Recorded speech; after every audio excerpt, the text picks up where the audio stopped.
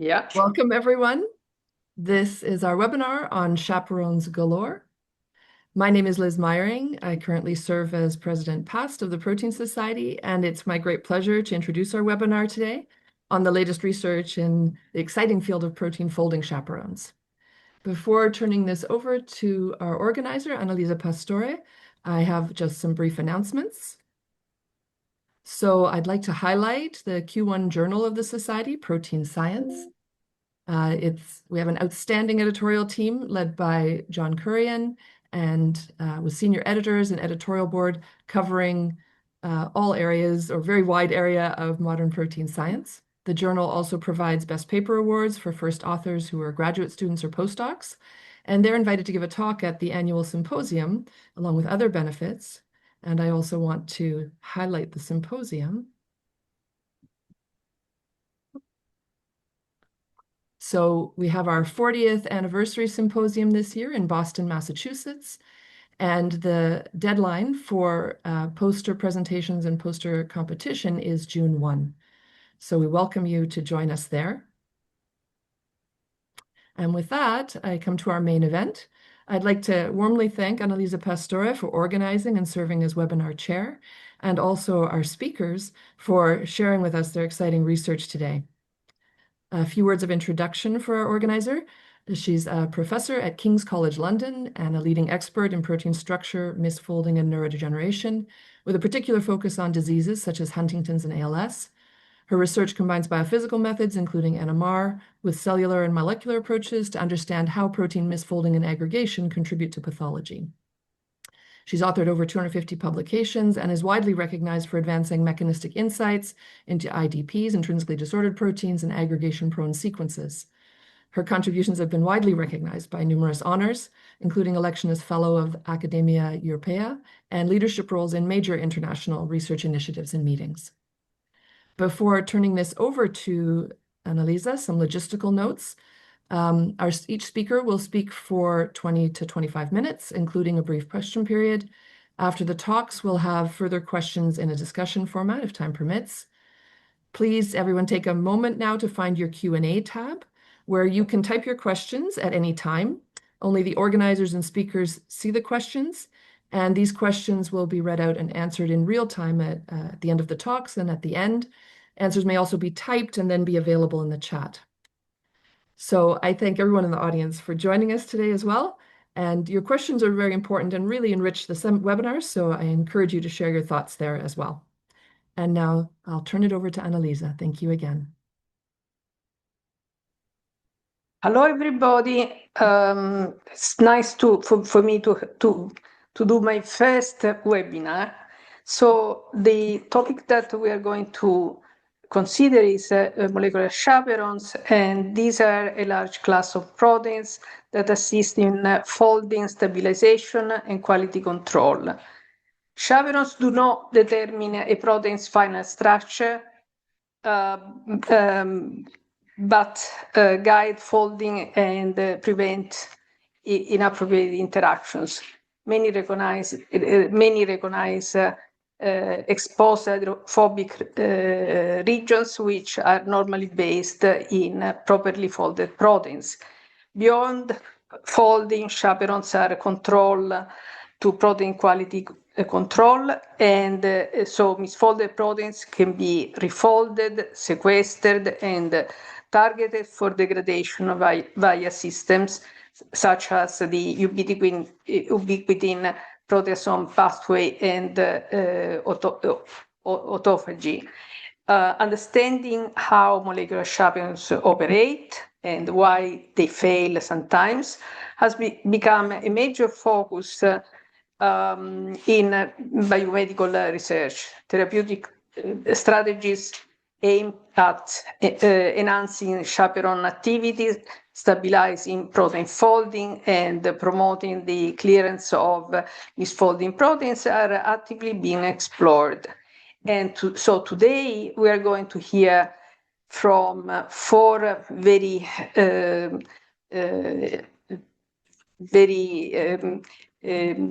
established experts, four completely different stories and four completely different perspectives into the chaperone world.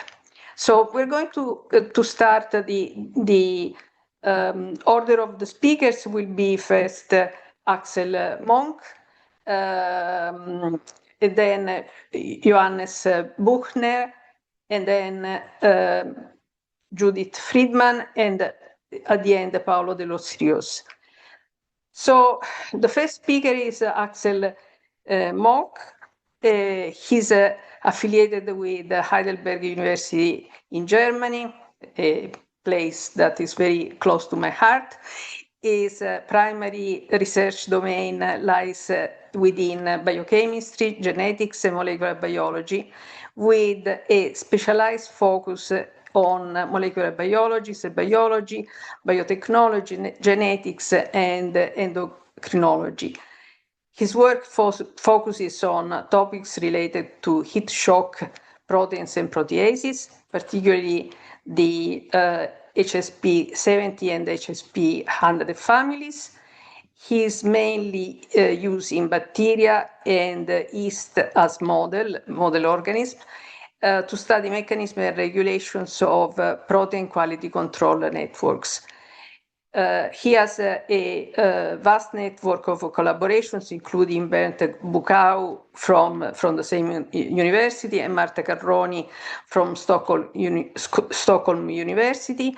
He has published research extensively in highly reputed journals such as JBC, eLife, the EMBO Journal, Nature Structural Molecular Biology, and Cell. Today, he will be talking about activity control and toxic deregulation of a bacterial AA plus protease. Axel, thank you very much. The floor is yours. Yeah, thank you very much, Annalisa, for the kind words, and thank the organizers for the kind invitation. Just a second. Okay, point. All right. Okay, and actually I'm doing this also for Marta Carroni, who was originally invited, but she cannot make it due to a clash in the in her calendar. So I will present actually a story that we developed together. Though this will be about AAA machines and how they act in bacterial protein quality control. And these AAA machines, actually what they do is they form these hexameric donut-like structures, and they are ATP-dependent machines, and they use the energy of ATP hydrolysis to thread substrates through an inner channel. And this activity can be used by AAA plus disaggregators like ClB or ClBG to solubilize protein aggregates, so to extract single unfolded proteins from the aggregate for refolding. But these AAA plus proteins can also associate with peptidases like ClB to form ATP-dependent bacterial proteasomes. And today I will tell you something about the regulation of such a bacterial AAA plus protease machine. So this is how they look like. They're very reminiscent of the 26S proteasome in our cells. So you have a AAA protein that associates with a compartmentalized peptidase. And what the AAA protein is doing, it's recognizing the substrate and under consumption of ATP hydrolysis, threading the substrate into the interior barrel of the peptidase for degradation. And I will tell today a story about the so-called ClB-ClB protease, which is a major protease in gram-positive bacteria, which is involved in very different activities. On the one hand, in protein quality control, but it can also control developmental processes like competence or motility or sporulation in Bacillus subtilis.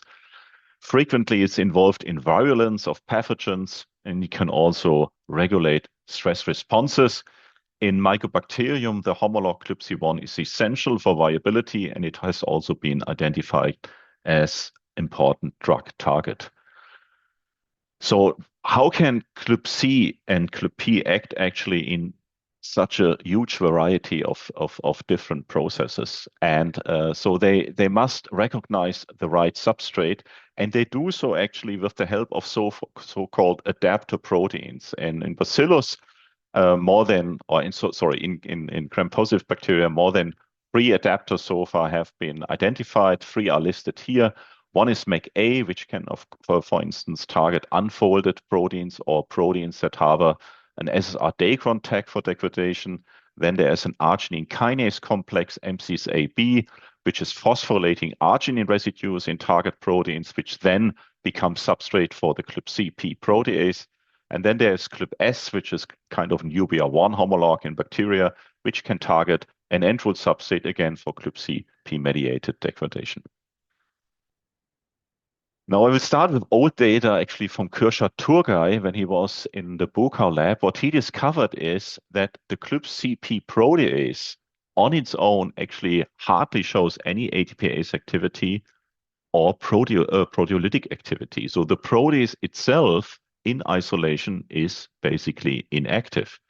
And you need to add such an incorporating adapter protein on the one hand to vastly stimulate ATP hydrolysis and thereby also allow for the degradation of substrate. And this is shown here in the SCS gel. So you see the degradation of casein, which is an artificial model substrate of ClybC-P. In the presence of just ClybC-P, casein is not degraded. If you add the adapter protein MAC-A, casein is turned over. So the degradation is strictly dependent on the presence of this adapter protein. And what you maybe also realize, once casein is degraded, the adapter protein MAC-A targets itself also for ClybC-P dependent degradation. And this part will become important later. Now, in cooperation with Marta Caroni and Stavros Atsinas, we determined the cryo-M structure of the active ClybC-P MAC-A complex. So you see the AAA protein ClybC here in complex with the barrel-like peptidase ClybP. And on top, we see this regulatory crown where the adapter protein MAC-A is binding. The resolution is rather poor here because we think that this structure here is rather flexible and dynamic. And what you see in the composite map is that MAC-A here shown in yellow is actually interacting with 2 domains of the ClybC. We have here a so-called coil-coil middle domain and an N-terminal domain, as also shown here in the cartoon, the N-terminal domain in blue and the middle domain in orange. And these are domains which are fused to the AAA plus ATPase domains of ClybC, and these are the domains which provide functional specificity. And this thereby explains why MAC-A can activate or interact with ClybC, but not with other AAA plus proteins in bacteria. So this is now the structure of the active state. You have the hexamer formed in complex with the peptidase. But the question is, why does ClybC need an adapter? So why does it rely on these partner proteins to show ATPase and partner activity? And in the second part of my talk, I will show you how we can in the end then derive knowledge from ClybC regulation, maybe then to deregulate the machine to create toxicity in bacteria. So now why is ClybC not active on its own? So some years ago, Marta determined the cryo-M structure of ClybC in isolation in the absence of a partner protein. And I hope what you can appreciate is that you do not look at a hexameric donut-like structure here, but you look at an open kind of spiral. So this is a structure which is open and which is formed by 2 half spiral that interact head to head with one another. And so this is not the classical oligomeric state that a AAA plus protein should achieve. And therefore, we call this one an inactive resting state. And we meanwhile also determine structures of decameric, dodecameric, and tetradecameric resting states. So we think that they are quite dynamic. And the 2 half spirals that form that resting state, they interact via head-to-head interactions of these coil middle domains, which are the extra domains fused to the ATPase modules of ClybC.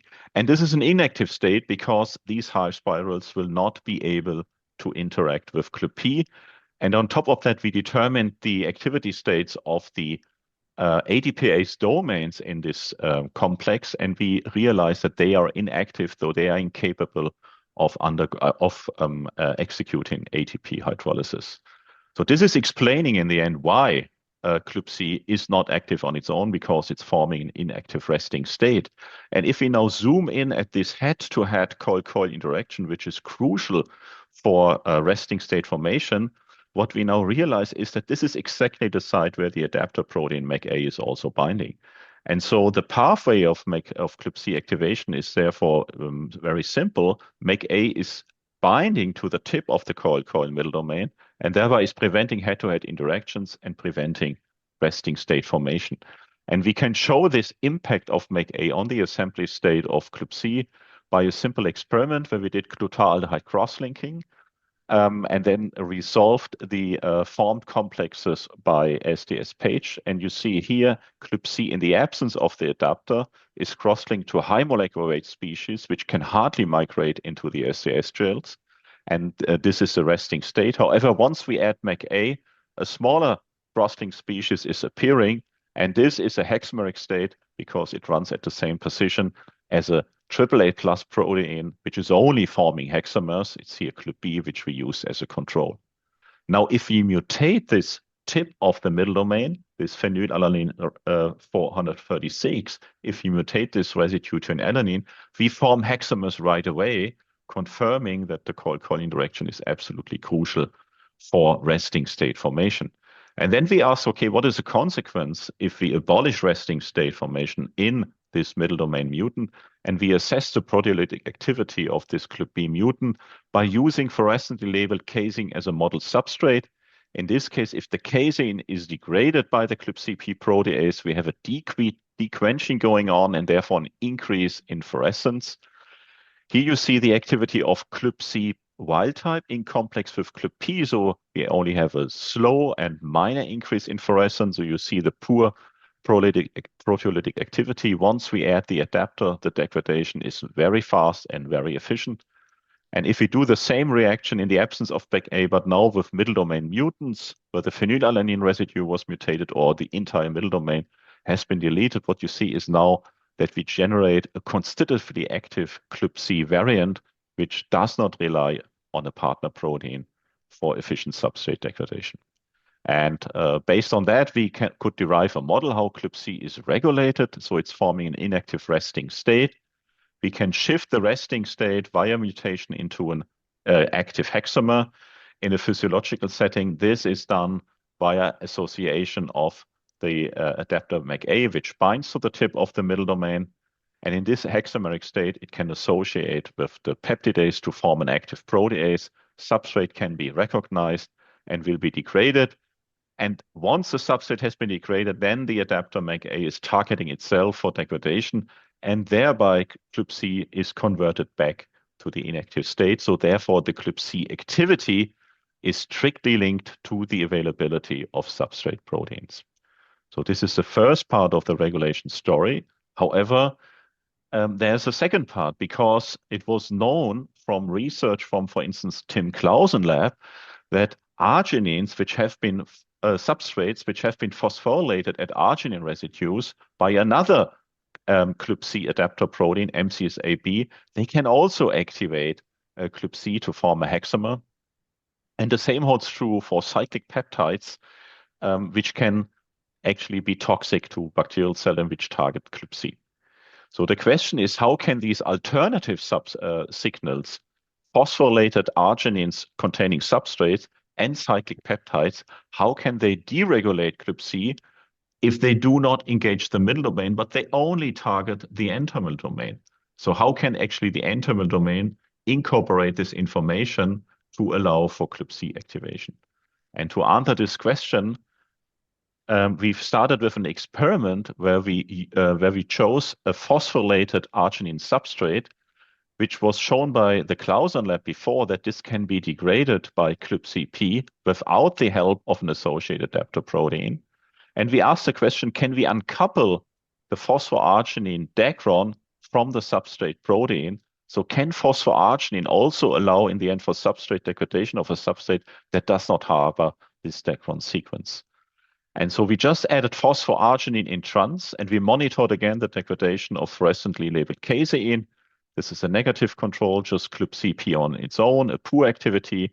We can strongly stimulate it by the adapter MAC-A, but we can also increase proteolysis strongly by just adding phosphoarginine group in trans. And this is specific because if we just add arginine, which is not phosphorylated, the stimulation does not work. And it also doesn't work if we add phosphoarginine, but we have deleted the N-terminal domain of ClybC, which is required for us phosphoarginine recognition. And these data tells us that phosphoarginine is not only functioning as a dacron, but also as an allostatic activator. And for full ATPase activation, actually, we need two signals. We need, on the one hand, the phosphoarginine, but we also need to add, on the other hand, the substrate to vastly increase ATP hydrolysis by ClybC. So we need both factors, phosphoarginine and the substrate, and we can encouple both.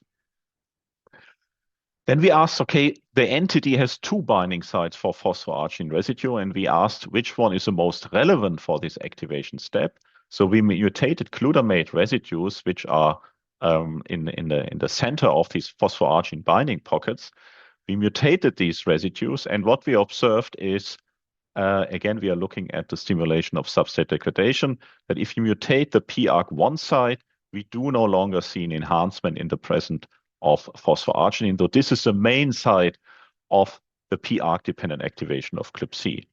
However, what we also realized, if we mutate the PARC1 site, in parts also PARC2, and especially in the double mutant, we see a strong increase in the degradation of ClybC in the absence of phosphoarginine, and so in the absence of any stimulus, which means mutating these sites also leads to ClybC activation. And this is, of course, a puzzling finding, because we get ClybC activation by adding phosphoarginine, but we also get it when we mutate the binding site, so when phosphoarginine can no longer interact with ClybC.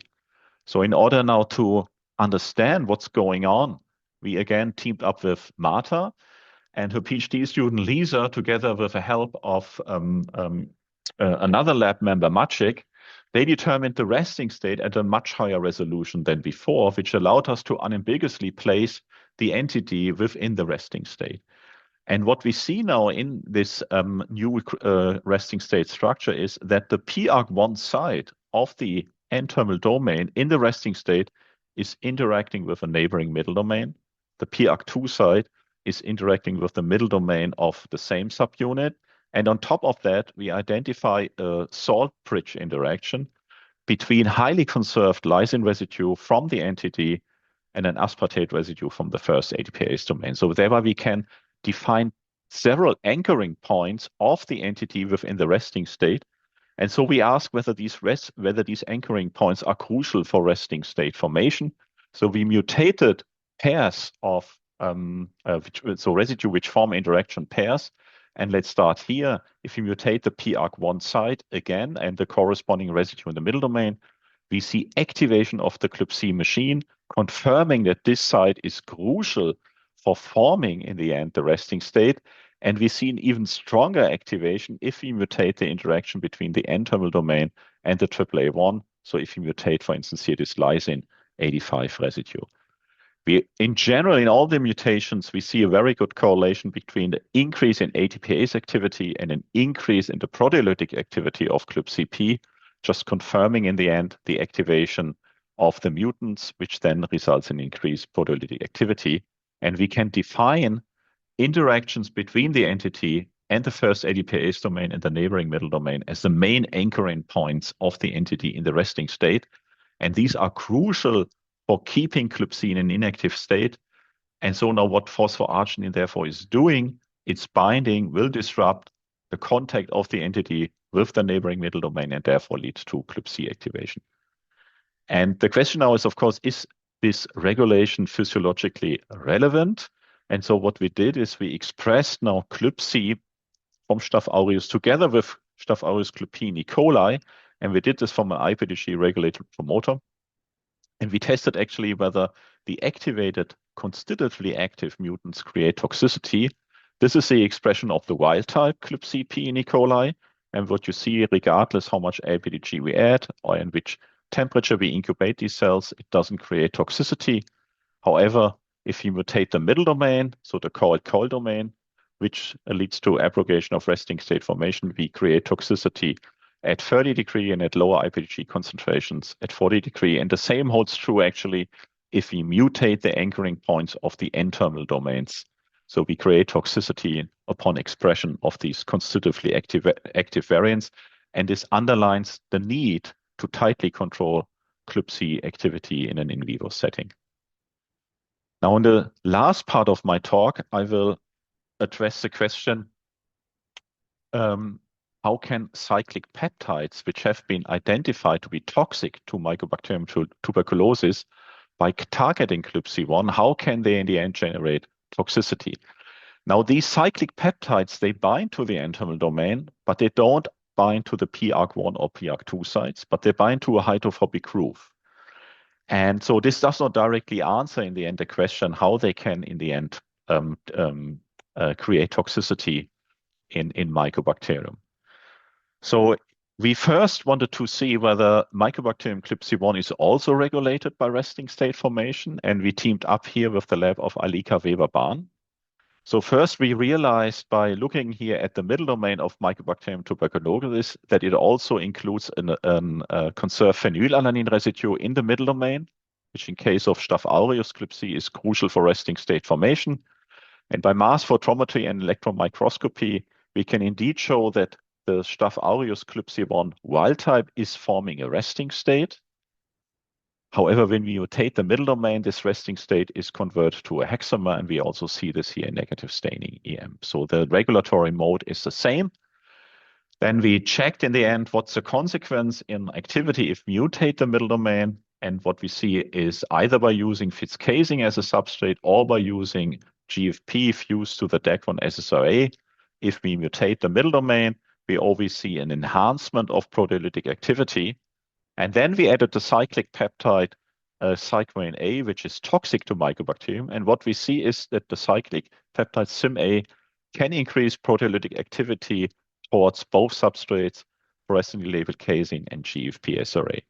And we also see actually in vitro that the SYM-A is also enhancing ATPase activity. So this is, of course, now suggesting that what is SYM-A doing? It's deregulating ClubC by converting the resting state into an active hexamer. And in also to directly demonstrate this, we made the following approach. We made use of the fact that Staph aureus ClubC is insensitive to the drug cyclin A because it cannot bind to it because of sequence alterations in the N-terminal domain. And so we create a chimera which consists of the main body of Staph aureus ClubC, but harvests now the N-terminal domain of Mycobacterium ClubC. And though this construct indeed can bind cyclin A, as seen here in an ATPase activity readout, Staph aureus ClubC has low ATPase activity. The adapter MAGA is strongly stimulating it. But if we add the drug cyclin A, there is no consequence. And in contrast, the chimera is highly sensitive to the drug cyclin A because it shows now high ATPase activity. And this then also leads to proteolytic activity or allows for proteolytic activity of the fusion construct. And then we asked, is this activation of ClubC by the cyclic peptide in the end the cause for its toxicity? So what we did is we expressed the fusion construct in E. coli, and we did this in the absence and presence of ClubP and in the absence and presence of cyclin A. And you see here now a spot of all the different combinations. And what you see is we only see toxicity in one condition. This is when we take the fusion construct and we co-express ClubP and we add the drug cyclin A. So under these conditions, in the end, we create toxicity. Why? Because we deregulate ClubC, we activate it, leading to uncontrolled proteolysis. And we can also show this in a simple 1D SDS gel because we see multiple bands upon activation of the fusion construct by the cyclic peptide, multiple bands vanishing from the SDS gel among those, for instance, the essential FTSZ protein, which is crucial for bacterial cell division. So this one is degraded. So indeed, the deregulation or uncontrolled activation of an AA+ protease can be explored as a novel antibacterial strategy. And lastly, we asked, why does now the cyclin A trigger ClubC activation? Because it's not binding to the PARC1 site. So, well, we looked at the structures of the different cyclic peptides to the N-terminal domains. And what we realized is that all these peptides interact with this lysine 85 residue, which I showed you before is making the crucial contacts with an aspartate residue in the ATPase domain. So this residue is crucial for resting state formation. And so if we now model these cyclic peptide bound N-terminal domains in the resting state, what we always observe is a massive steric clash, and all the cyclic peptides will abrogate the interaction between the lysine residue and the aspartate residue. And this is then mechanistically explaining why then they lead to the formation of a ClC hexamer. And we can also, in the end, confirm the crucial contribution of these two residues in Mycobacterium ClC1 by creating respective mutants and showing that the mutants are deregulated. So they show a strong increase in ADPase and polylate activity. And with that, I would like to close and come up with a final model. So this is what I showed you today. We have a ClC protease, and this is regulated at the level of the AAA plus protein ClC, which is forming a resting state, which is keeping this protein inactive. And the resting state relies on multiple interactions, on the one hand between the coil middle domains, but also between the N-terminal domain and a neighboring middle domain, and an N-terminal domain and the close AAA1 domain. And the different activation steps by either the adapter protein MAC-A or by phosphoarginine substrates, what they do is they disrupt 2 to 3 out of these anchoring points and therefore abrogate resting state formation or convert the resting state into an active hexamer. For MAC-A and pArg substrates, there is a negative feedback loop because both will be ultimately degraded by the activated ClC. But this is not happening in case of the cyclic peptides, which therefore lead to a constitutive toxic activation of ClC in bacteria. And with that, I would like to close. I already mentioned our long-term cooperator, Marta Coroni, and I would like to acknowledge Timo Jenge, who did his PhD on this project, a fantastic student who was actually also supported by a great master student, Yeva. And I would like to thank our the funding organizations and you for your attention. Thank you. Thank you, Axel. Fantastic talk. Really extremely interesting. Is there any question? Q&A? Yes, I can see one. Nice talk, thanks. Could you uncouple the ATPase activity from the molecular machine activity as a protease? Because you show a linear correlation between ATPase activity and proteolysis in all mutants.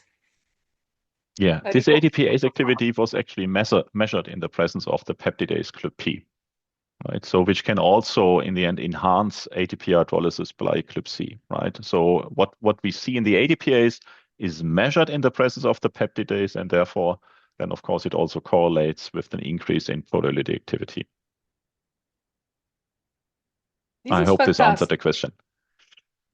Well, that's up to the person that asked. But I have a different question. I was very fascinated by the cyclic peptides. So do you think that they are going to be an answer to how to deal with the problem of blocking the activity? So, I mean, the cyclic peptides, let's say what we think what they do is they deregulate the machine, right? So in principle, they convert always the resting state into a hexamer. Now it's getting complicated because the consequences on substrate degradation actually is quite diverse. So what typically all these cyclic peptides do, they increase ATP hydrolysis, which is consistent with a conversion of the inactive resting state to a functional hexamer. Now the issue is that they bind to a hydrophobic groove, and this groove is also functioning as a substrate binding site, which means that the consequences on substrate binding will depend actually on substrate identity. Some substrates, actually, the degradation will be enhanced because, I mean, you shift it to a hexamer and with a high ATPase activity. But some substrates which are recognized via the hydrophobic groove, actually, they will be even stabilized in the presence of the cyclic peptides. So you can have dual consequences: activation on the one hand, or enhanced substrate degradation, or more uncontrolled degradation, but stabilization at the same time, right? And that's why the response or the consequence of cyclic peptide binding towards substrate is very specific. And actually, this was also just seen in a very recent paper where people studied the impact of these cyclic peptides on the mycobacterium proteome. And what they realized that it was that, I mean, depending on the cyclic peptide they used, they always get different responses in the proteome, right? Different stabilization and different enhancement, right, of substrate degradation. This is really quite tricky because it means that you have to balance. This is tricky, but on all. the other hand, let's say with respect to antibacterial activity, it's great, right? Because on the one hand, you trigger uncontrolled proteolysis. Let's say you target non-natural proteins or proteins that in a natural setting are not substrate for ClybCP. And on the other hand, you stabilize maybe many natural substrate, and the turnover of those substrate might be crucial for mycobacterium viability, right? I mean, in the end, it's even a perfect solution. But now it's getting my final point is there's beautiful work actually from Eilika Vejovan and also Tim Clausen lab, who showed that actually mycobacterium do encode kind of antitoxins which can bind to these cyclic peptides and can sequester them, and thereby also protecting in the end ClybC from becoming deregulated, right? So that this just shows you the mycobacterium during evolution is already reacting towards these toxins. And so, yeah, this is of course then an issue. Okay. Thank you so much. I think this is really a fantastic story that, however, has all the levels of complexity of real life. Thank you so much. Thank you. So if there are no more questions, and in the interest of time, we move to the second speaker, that is Johannes Buchner. So Professor Buchner is a professor at the Technische Universität of Munich. He obtained his PhD at the University of Regensburg, also in Germany, working with Rainer Rudolph and Rainer Janneke.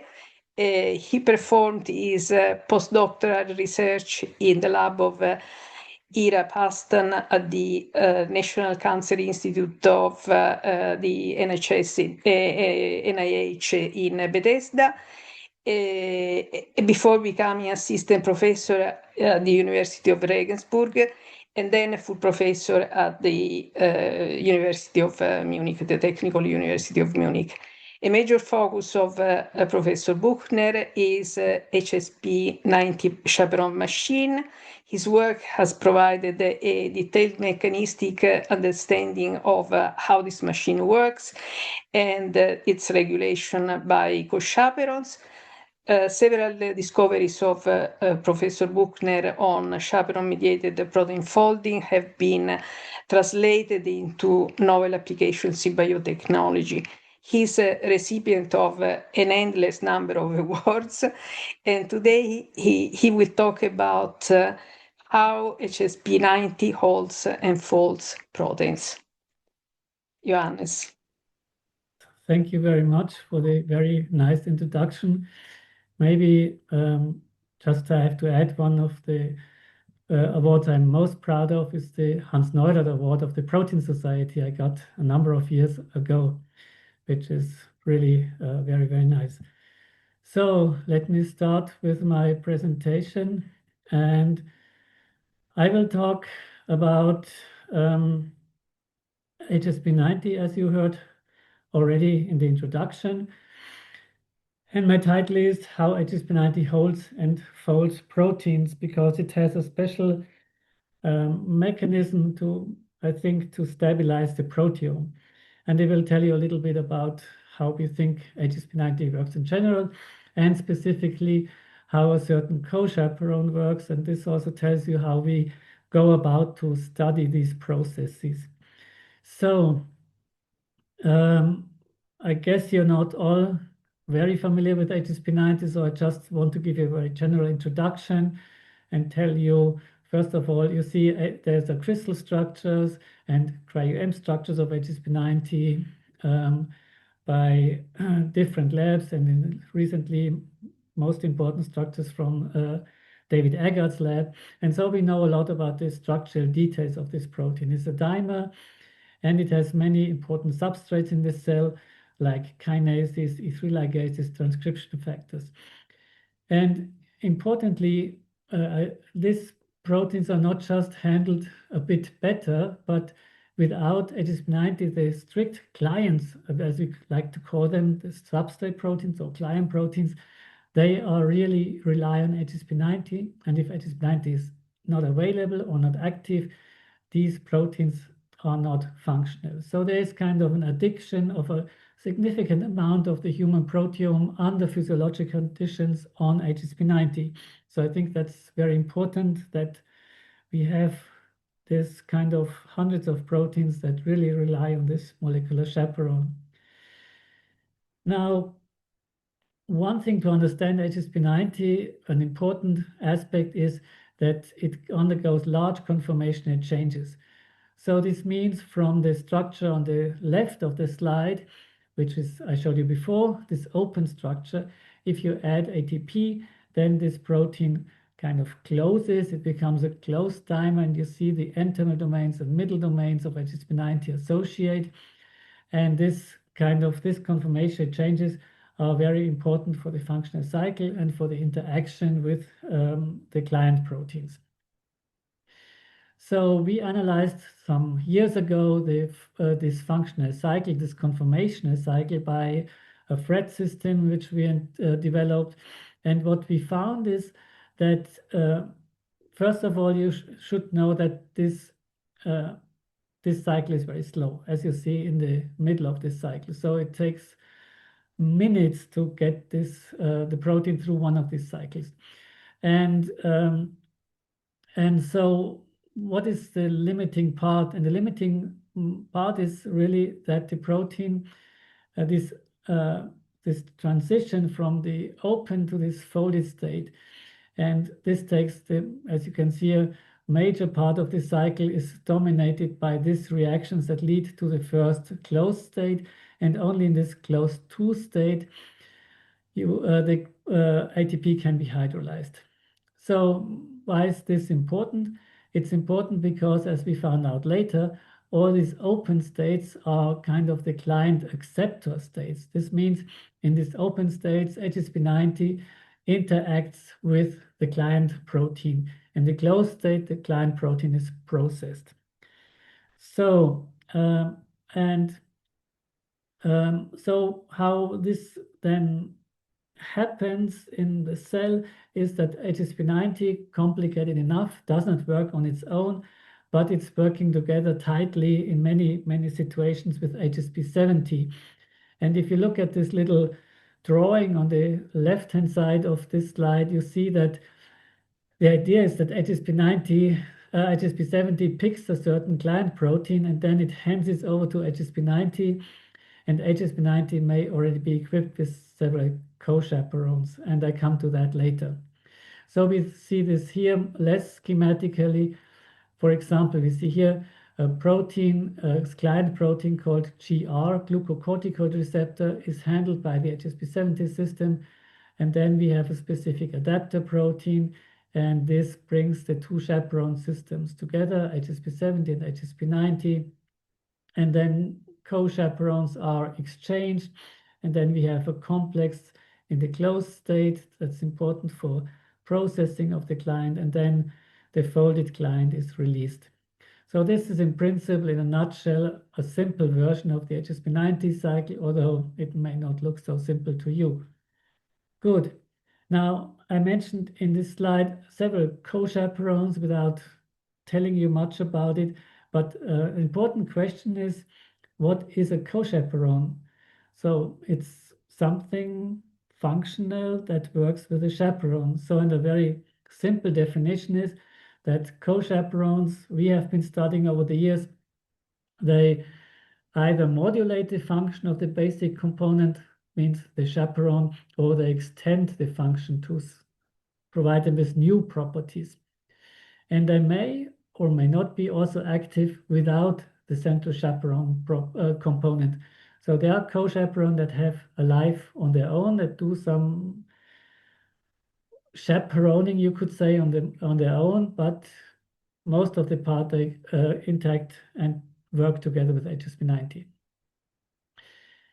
So there's a growing list of co-chaperones, and certainly I don't want to talk you through this table, which is also just a basic version of the co-chaperone machinery of HSP90, but it should impress you to some extent and show you that of all the chaperone systems known so far, HSP90 has the widest and largest cohort of functionally and structurally different co-chaperones.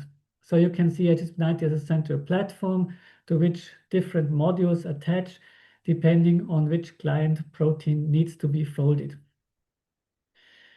So, and these are conserved from yeast to man, so you can study them in yeast, and in many cases you will get a similar picture to in the human system, but also there's also some evolution in this co-chaperone. So it's always good to compare the basic version in yeast and the human version. Now, if you put now all these, not all these, but many of these chaperones together in a functional cycle, so you get this picture, which is, if you look at this for the first time or second time or third time, it's really, I guess, confusing and looks very complicated. And I don't want to talk you through this cycle, but it just shows you all this complexity you kind of introduce with the different co-chaperones. So for the purpose of the talk today, we can divide this this complex machinery into two phases, and the upper phase is, so to say, the client loading step, which has expanding a lot during the course of evolution, and more factors address this aspect, how you bring client proteins onto HSP90. And the second part, the lower part, is the processing phase, which is also kind of affected by the growing number of co-chaperones, but it's, I think, the more basic conserved version. It's very similar in yeast and humans. So now, as I said, I don't want to walk you through all these different steps of this reaction scheme, but I want to tell you a little story about one of these co-chaperones that we studied recently, and this is called SGT1, or in human SUGT1. And why is this especially interesting? Because until recently one did not know really what it's doing, and it's one of the few essential co-chaperones in yeast. So of all these 15 or so co-chaperones of HSP90, only 3 are essential, and SGT1 is the one for which the function was not so clear in the mechanism, how it supports the HSP90 cycle. So this is what was known about the structure of this SGT1, and you see it consists of 3 domains, a TPR domain, so-called CS domain, and an SGT domain. And especially the SGT domain, the structure was not known. So good, so this is our protein, and we set out to analyze its function. First of all, we asked what is the essential domain of this SGT1, and that can be easily done in yeast. As I told you, SGT1 is essential, so you can replace it by plasmid shuffling with constructs that contain either the full-length protein or domains of it.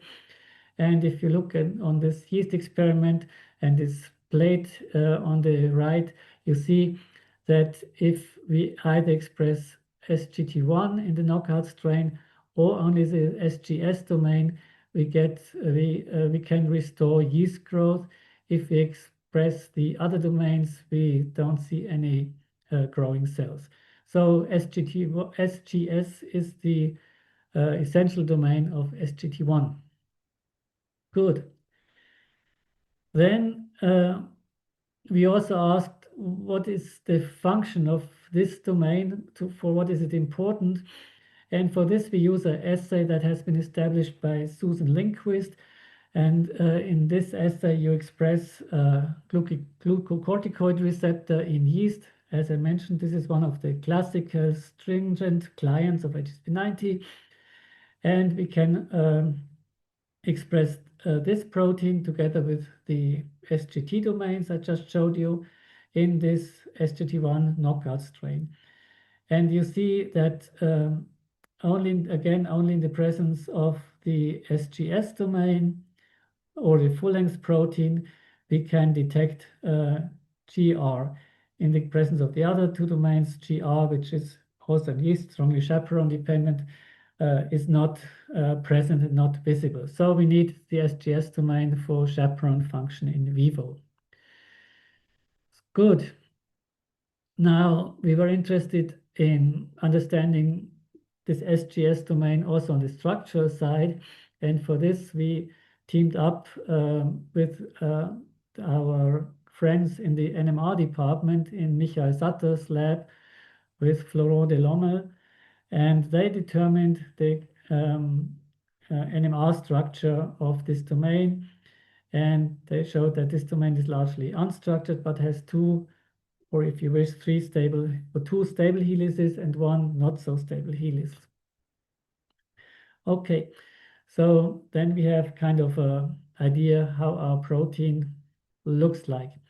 And next, of course, we were interested to understand where does it bind to HSP90? And again, we used, or our NMR friends used NMR spectroscopy to determine the binding sites in yeast HSP90 using methyl-labeled HSP90. And they found several regions where the chemical shifts changes. And these are in the N-terminal and the middle domain of the protein, as indicated here by the red dots. And so we have, using different constructs, they could show that the SGT1 CS domain interacts with the HSP90 N-terminal domain and also with the middle domain. So we have two interaction sites and both can be used.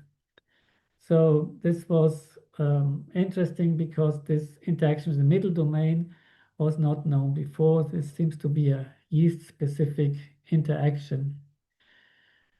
And there has been, I should say, there has been some structure studies for the plant SGT protein, and this is where this structure on the left is derived of. Good.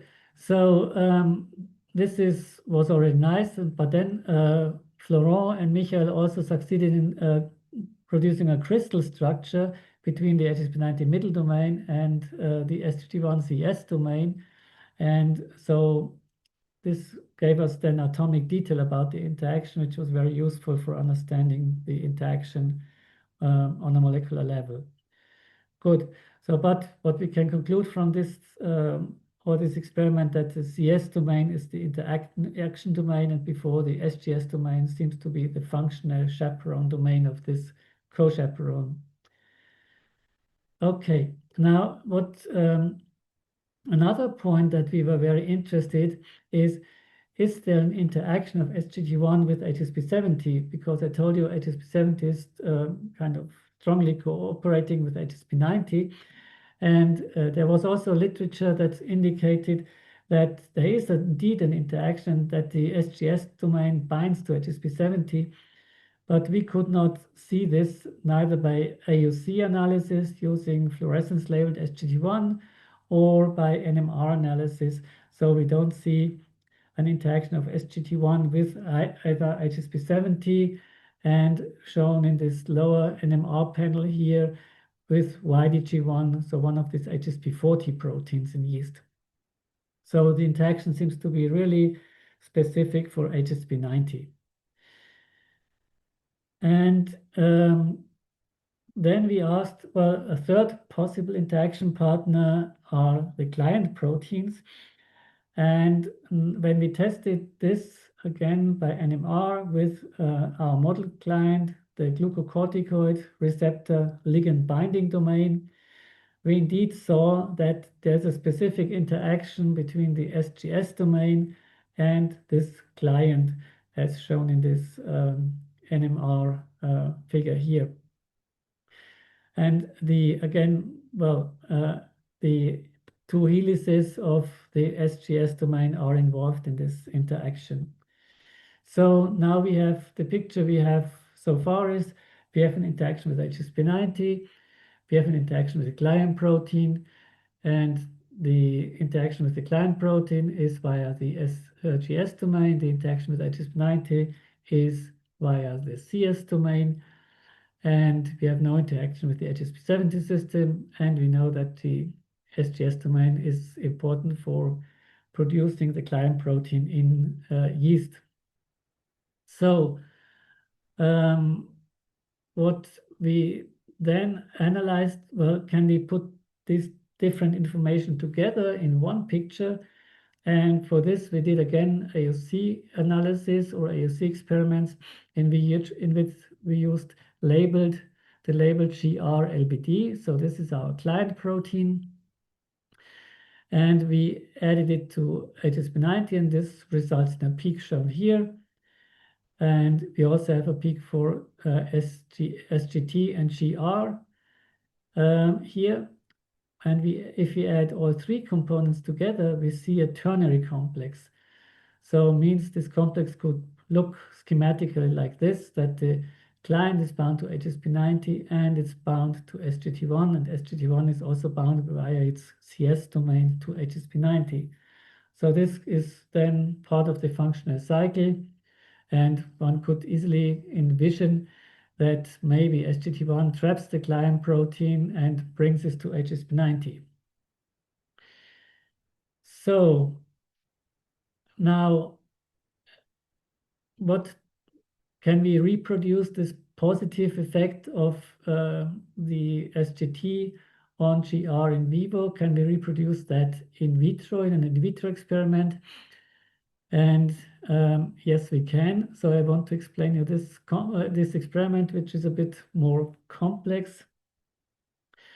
So what we do, and what I didn't tell you so far, but which you see here is, so we take our client protein, purified client protein, this GR-LBD, and we add JDP, so an HSP40 protein and an HSP70 protein, and ATP. And if we do this, we showed this in another study, we can unfold the GR-LBD. So the HSP40 system unfolds the client. And how can we measure folding of our client in this complex scenario? Well, we cannot do it by normal spectroscopy, but we can use its kind of activity, and the activity is to bind steroid hormone. And steroid hormone in our context is dexamethasone, and we use a fluorescent labeled version, which we call in short FDEX. And if this ligand can be bound, we know that GR must be in the native state. So this is our, so to say, folding readout. Now, if we do this hormone binding, we get the following result. So we measure that by anisotropy. So if we add HSP70 and HSP40, so YD chain in this case, so we get a very weak increase of hormone binding because, as I said, the protein is unfolded by the HSP70 system. If we add HSP90, in addition to the HSP70 system, we can rescue GR to some extent, so it will be unfolded by the HSP70 system, but the interaction with the HSP90 system rescues the folding and also the hormone binding. That means we get a larger signal here. And then finally, but if we add to this mixture also SGT1, and this is the kind of the trace with the highest amplitude, you see hormone binding is strongly supported, so means we have more native molecules. So you can also see this in the graph, in the bar chart next to this on the right.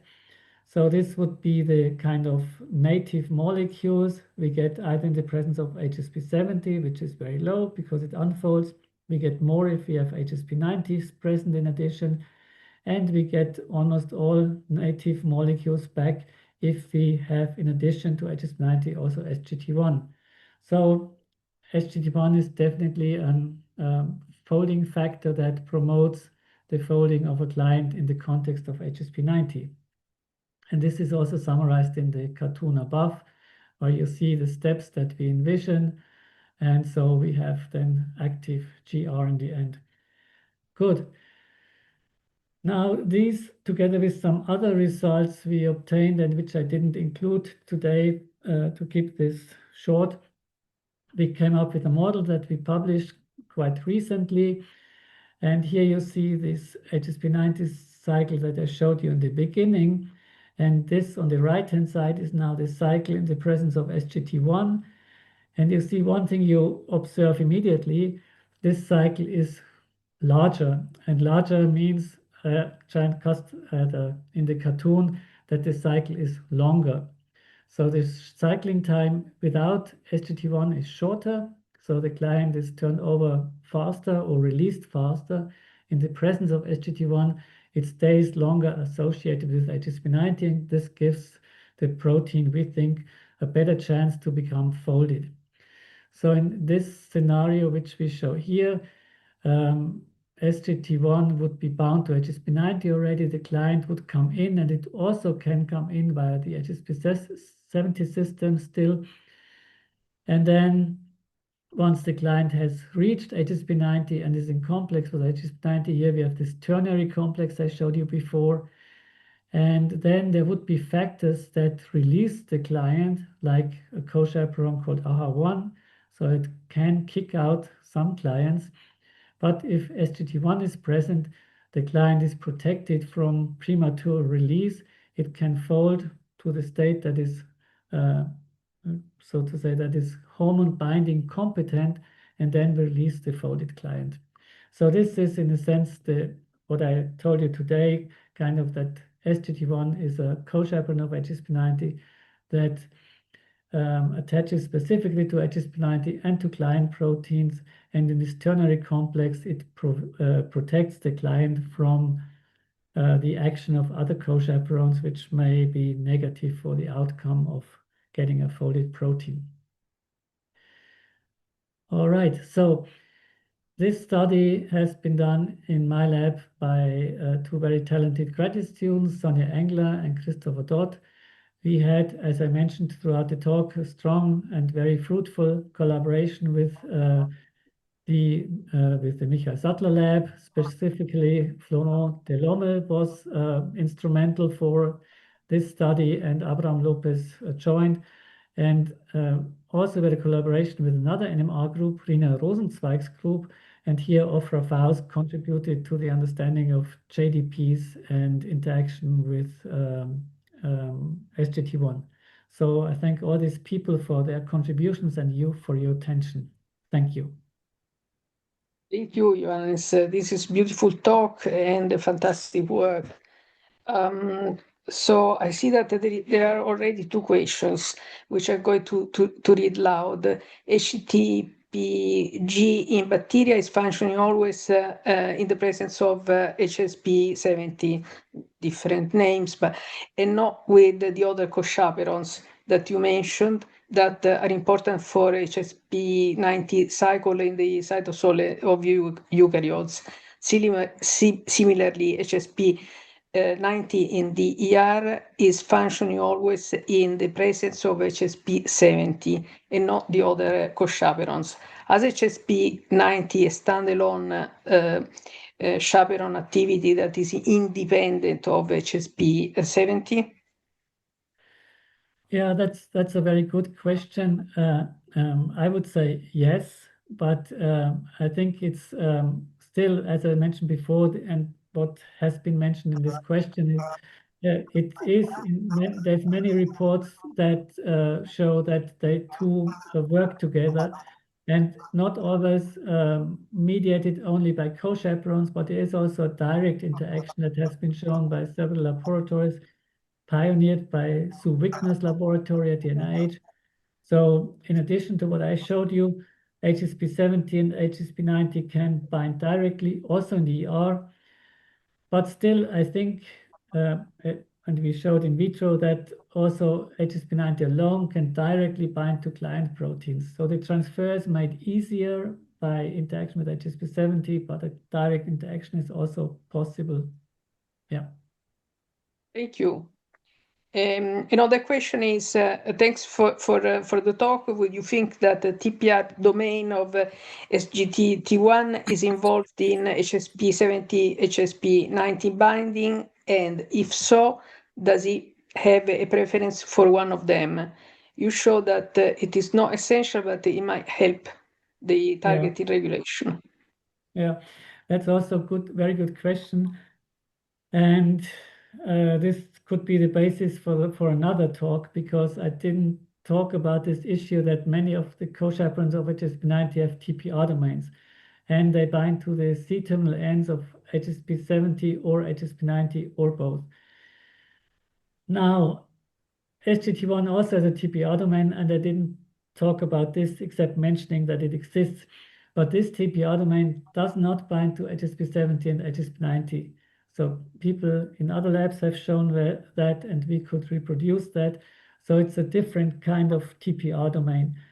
And there are data in the literature that this TPR domain binds to some specific client proteins, like some proteins from an E3 ligase.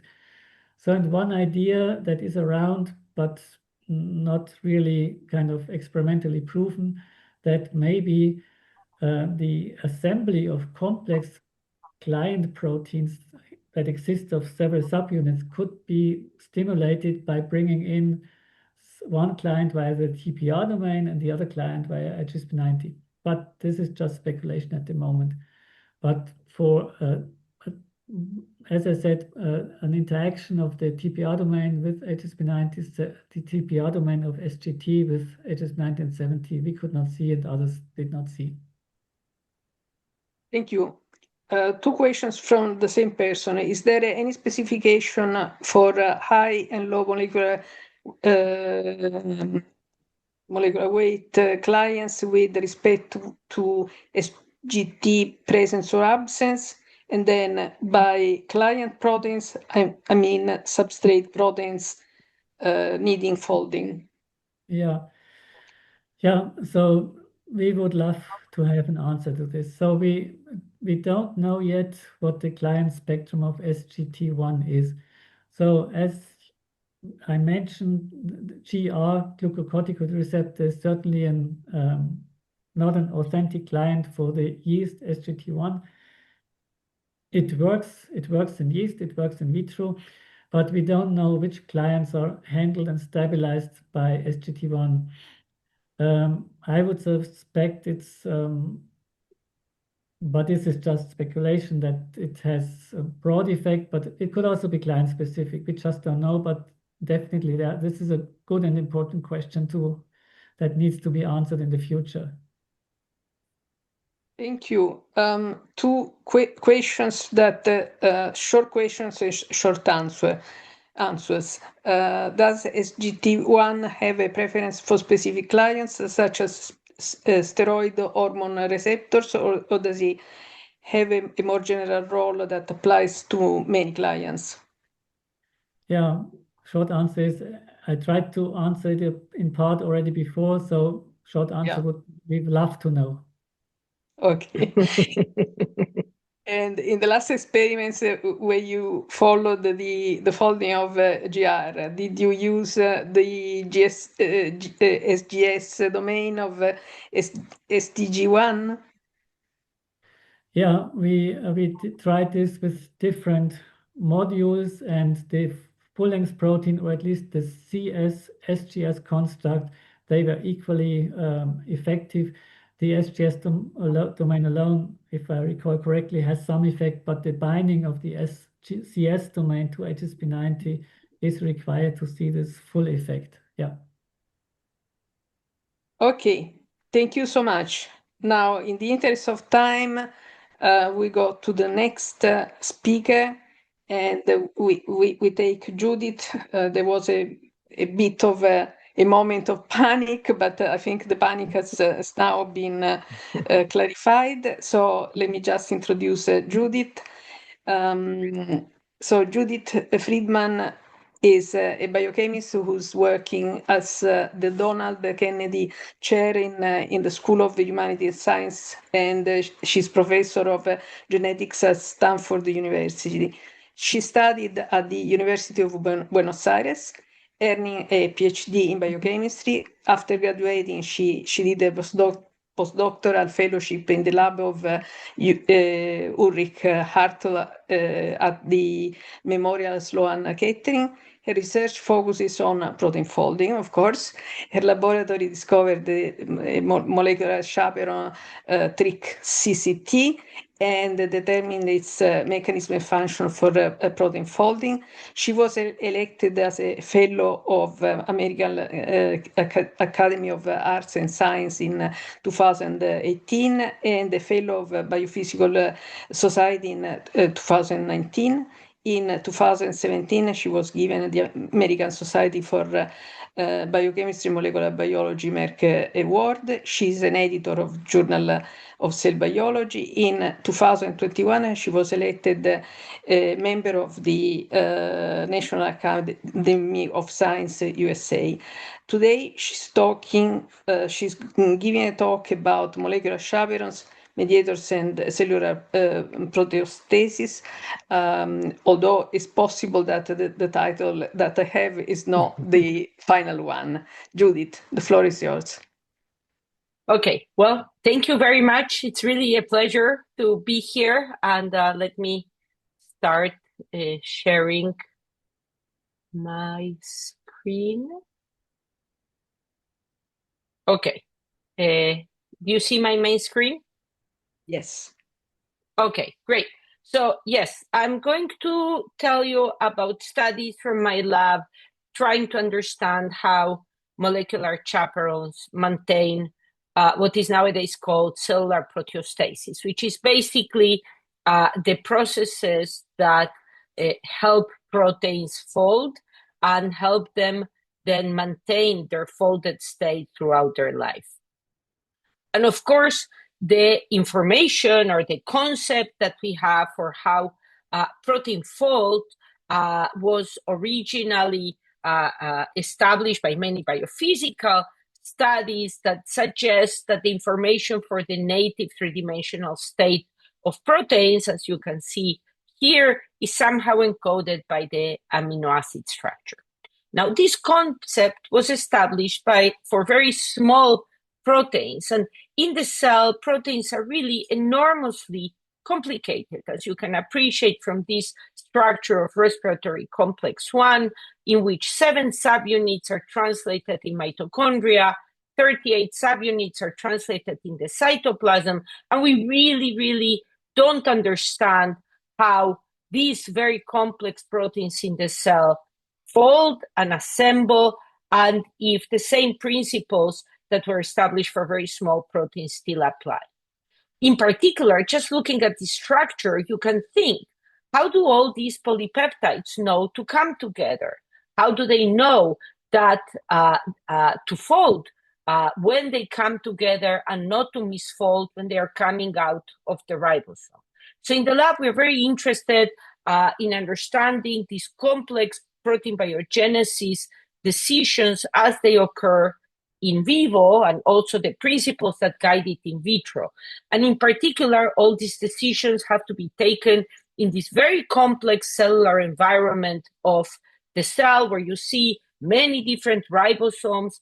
This is an artist rendition from a good cell of a eukaryotic cell outside the nuclear pore. You can see many ribosomes translating different types of proteins. So we really don't understand how proteins fold in the cell. Now, the complexity of this process maybe doesn't make it surprising that there are many defects in protein folding associated with a wide range of human diseases, including aggregate deposition, mutations that prevent misfolding and lead to cancer or metabolic diseases, as well as a number of proteotoxic conditions, such as ischemia, reperfusion, and even aging, which affects the ability of cells to maintain protein homeostasis, which we are also very interested in understanding in the lab. So at the very kind of reductionistic view, what we now understand is that this family of molecular chaperones helps proteins achieve and maintain their folded state from the moment they come out of ribosomes all throughout their lifespan, including when they lose their native state during stress or during the normal life. And chaperones also are very important to make decisions of protein degradation or managing aggregation, as we've heard previously from Axel. And actually, what I want to tell you today, I mean, perhaps it's not surprising that to do all these functions, there are many different types of chaperone systems. We heard of two recently from Axel and from Johannes Buchner. And basically, what just the main conclusion of this mini introduction is that the proteostasis or protein homeostasis network is very complex, and its dysfunction is linked to a wide range of diseases. So what I want to tell you about today is a recent story of my lab trying to understand how chaperones interact with nascent polypeptides. So this was a long-standing interest of mine. Even during my postdoc in Rick Hartwell's lab, we already started to see that protein folding during translation occurs through a different pathway than protein folding of a fully denatured proteins, and that chaperones interact with nascent chains, with the emerging polypeptide from the moment they emerge from the ribosome.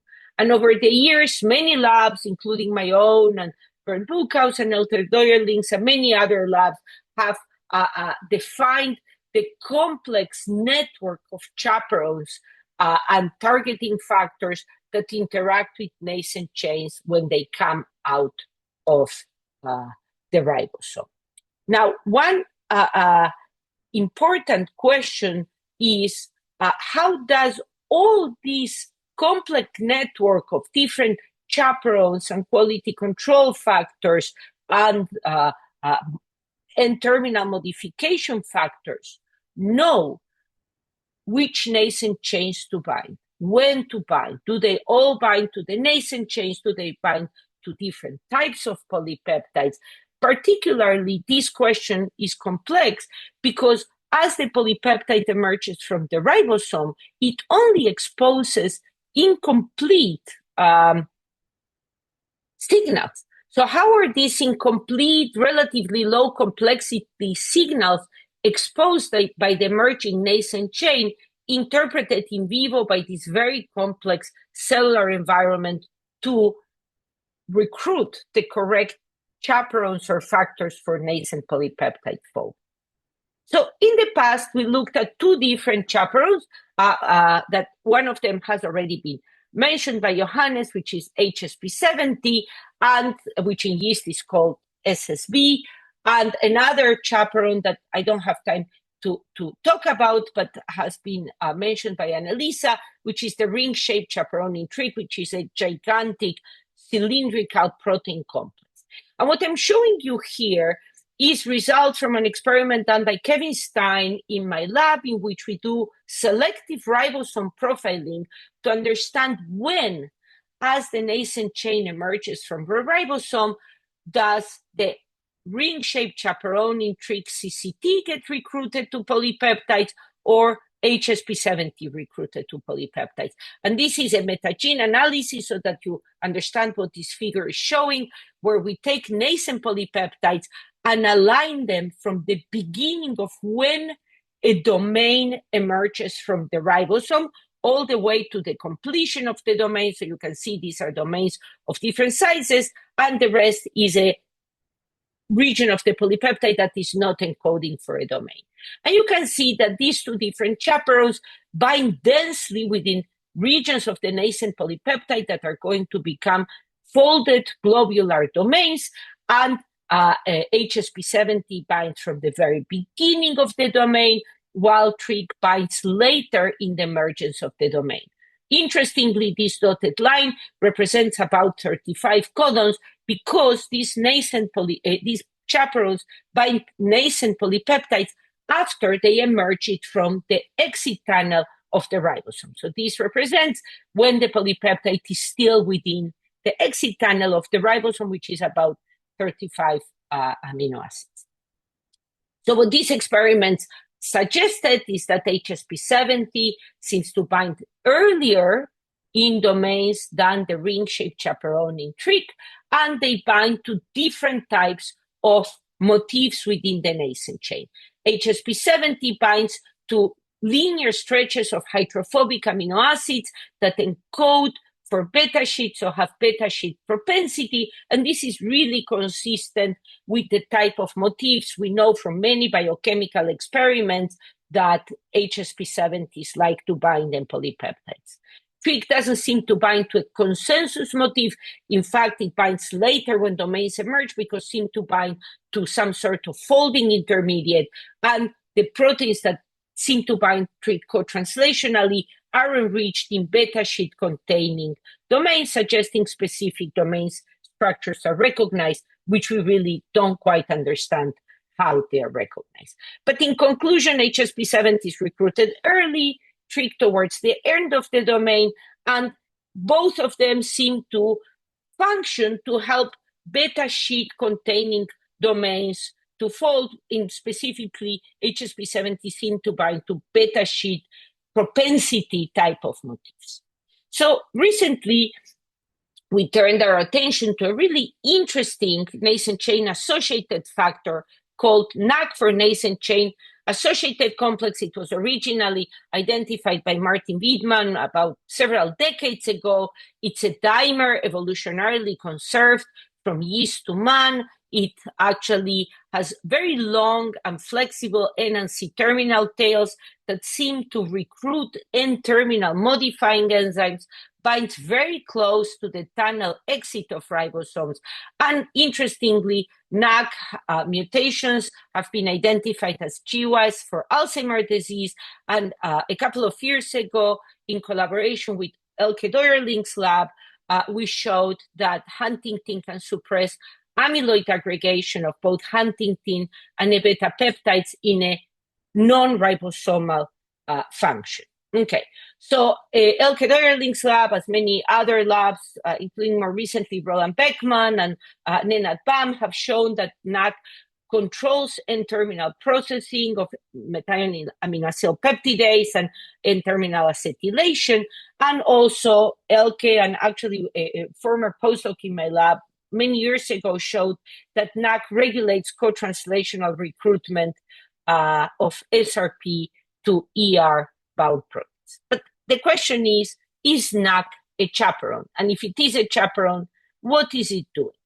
So in order to do this, a postdoc in my lab, Jay Ho Lee, who just started his lab in Stony Brook, used a similar approach to the one I described to you we used for HSP70 and for trig, which was selective ribosome profiling, in which we carried out selective ribosome profiling of NAC-bound ribosomes, compared it to total translatome, and identified using enrichment analysis NAC binding sites in nascent chains.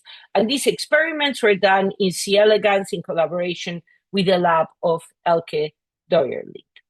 Now I'm showing you the map of interactions of NAC on the C. elegans translatome, shown exactly like what I showed you previously. So you can appreciate that there are a lot of NAC binding sites exactly at the point where the nascent chain exits the ribosome. We call these sites tunnel exit binding sites, but there are also two additional modes of interaction, internal binding sites, so within the nascent polypeptide, not when it's next to the binding site, the exit tunnel, but later on. And there is a very interesting subset of interactions that we call tunnel insight. You can see these are interactions when the nascent chain is still in the ribosome exit tunnel, and I'll tell you more about them at the end of my talk. This is a quantitation of the different compartments of NAC substrates for the translatome and for NAC, and you can see that NAC binds to many proteins destined to the ER and secretory pathway, but it also binds to mitochondrial proteins, so proteins that are going to go to the mitochondria, as well as cytonuclear proteins. When we classify NAC binding modes to nascent chains destined to these different compartments, we see that the binding modes are very different. For the ER, most of the interactions are in this tunnel exit mode, so meaning when the nascent chain is just emerging from the tunnel. This makes total sense with our known studies that NAC regulates and helps some of the secretory polypeptides bind to SRP. And actually, Jay looked at this. I don't really have time to tell you about this, but he found which polypeptides need NAC to be recruited to SRP, and some of them do not.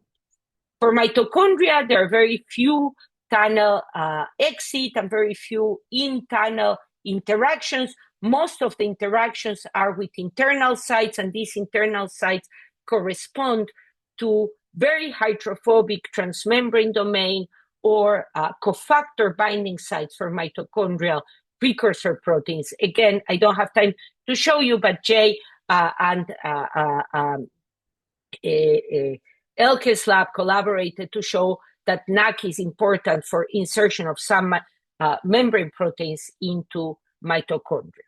So what I'm going to tell you primarily is our study of the interaction of NAC with cytonuclear proteins. So basically, there are distinct modalities and functions of NAC based on the ultimate fate in the cell of the nascent polypeptide being synthesized. So what does NAC recognize in nascent chains? So we decided to look at the tunnel exit and internal binding sites and see if there was any commonality. And the major commonality of NAC binding to motifs within these cytonuclear proteins is that they were hydrophobic or hydrophobic amphipathic and had high helical propensity. You can see here in this logo plot that there is a preference for binding hydrophobic sequences that have a tendency to form alpha helices. Okay, so this suggests that NAC is a chaperone that likes to bind helical motifs that expose hydrophobicity. So this really suggests a division of labor between chaperones at the exit site of the ribosome, where HSP70 prefers more beta sheet motifs and NAC binds more hydrophobic and amphipathic helical motifs, regardless of where they are in the nascent chain.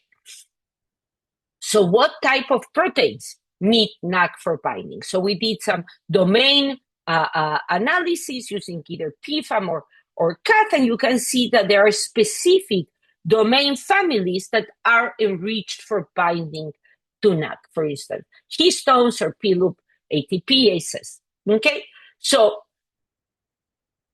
are there any, is this all proteins in a family or not? So here I'm showing you a metagene analysis of AAA ATPase domains as the domain comes out of the ribosome. So this is codons from domain start. So for instance, we just heard of a AAA ATPase from bacteria, from Axel Mogk.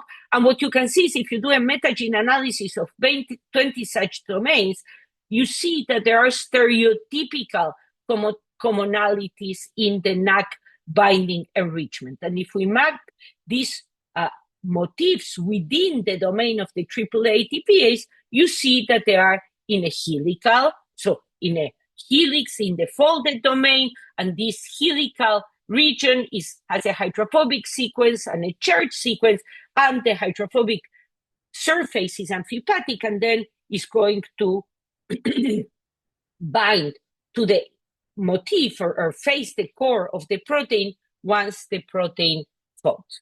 So it really seems that NAC is a chaperone that protects hydrophobic helices during translation. And as I mentioned, this suggests a non-redundant function with another co-translationally acting chaperone, which is HSP7. So it would be lovely to have a structural view of how this works. And actually, in order to obtain this structural view, we resorted to AlphaFold. First, we took one of the substrates. This is a subunit of calcineurin, and we took different peptides along the sequence of calcineurin and looked at AlphaFold interactions with the structure of NAC. And actually, the peptide that had the best score was the one that had the highest enrichment during co-translational interaction. And this suggested an interface between this amphipathic alpha helix and one surface of NAC. So to see what is the relevance of this AlphaFold interaction, we placed this structural model on top of an EM structure of NAC binding to ribosomes from Lennart's Band's lab. And in this structure, only the density of the nascent chain in the tunnel was resolved and the structure of NAC. But you can see that our AlphaFold model places our helix contiguous with the nascent chain coming out of the tunnel. So this is a structural model that makes sense with what we know. And this is a zoom in. And in particular, when we look at the mode of the interaction, this region of NAC that binds to the ribosome and is exposed to the exit tunnel exposes hydrophobic residues. So you can see how it will stabilize in amphipathic or hydrophobic helix as it emerges from the ribosome. Okay, so now I'm going to turn the rest of my presentation to this really intriguing observation that we observed tunnel inside interactions, which we didn't observe with any of the other normal chaperones that we examined. So when we looked at the binding site of NAC in the tunnel, so the tunnel of the ribosome is about 30 to 35 codons, depending on the conformation of the nascent chain.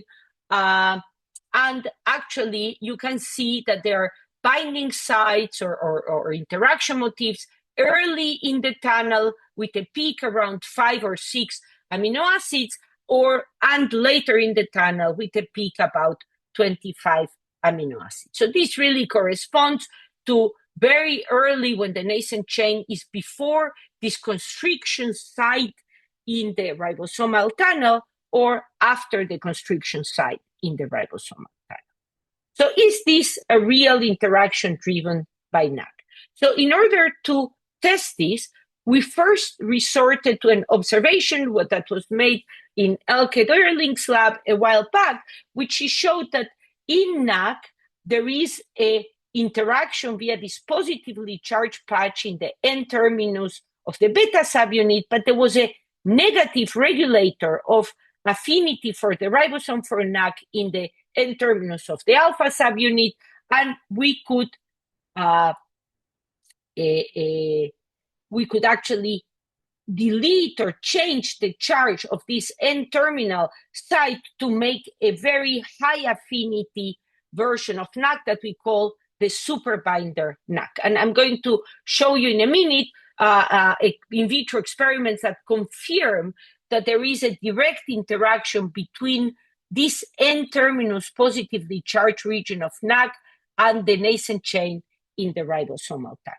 Okay, so we had the superbinder version of NAC, which we replaced in yeast for the wild-type version, and actually that results in a very, very strongly bound NAC to ribosomes. Then we repeated the ribosome profiling experiments, and actually there is a lot of overlap between wild-type and superbinder NAC generally, okay? But when we look at NAC binding events inside the tunnel, we observe a lot more binding events with the superbinder NAC, which really suggests that the binding of NAC to nascent chains within the tunnel is driven by the affinity of NAC for the ribosome. Okay, so what is being sensed inside the tunnel? So these, you can see, are the binding events early and late within the tunnel with the superbinder NAC.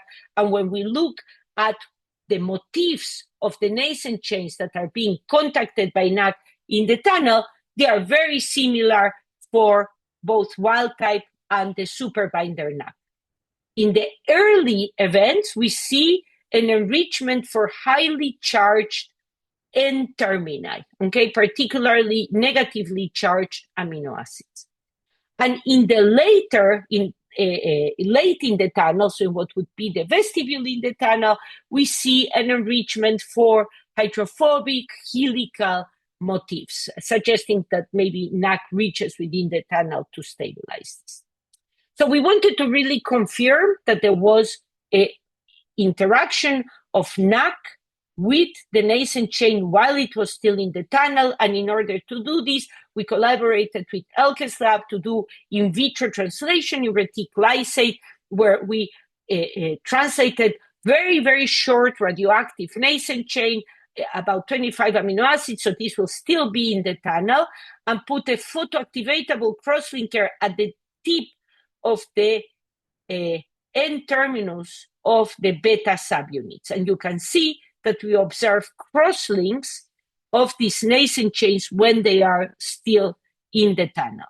Now, this also makes structural sense with an old data from Lennart Van and Elke Dörrling's lab, that when they looked at NAC binding to the 60S subunits, so empty 60S subunits of the ribosome, they could see NAC-dependent density extending within the tunnel. And we think that this type of interaction is responsible for the sensing within the tunnel. So why? What is the function of this sensing or insertion of a tail of a chaperone within the tunnel? So in order to understand this, we decided to look at what is the consequence of knocking down NAC in C. elegans. So in C. elegans, as in all metazoans, NAC is essential. We cannot knock it out, but we can knock it down. Only in yeast, NAC is dispensable.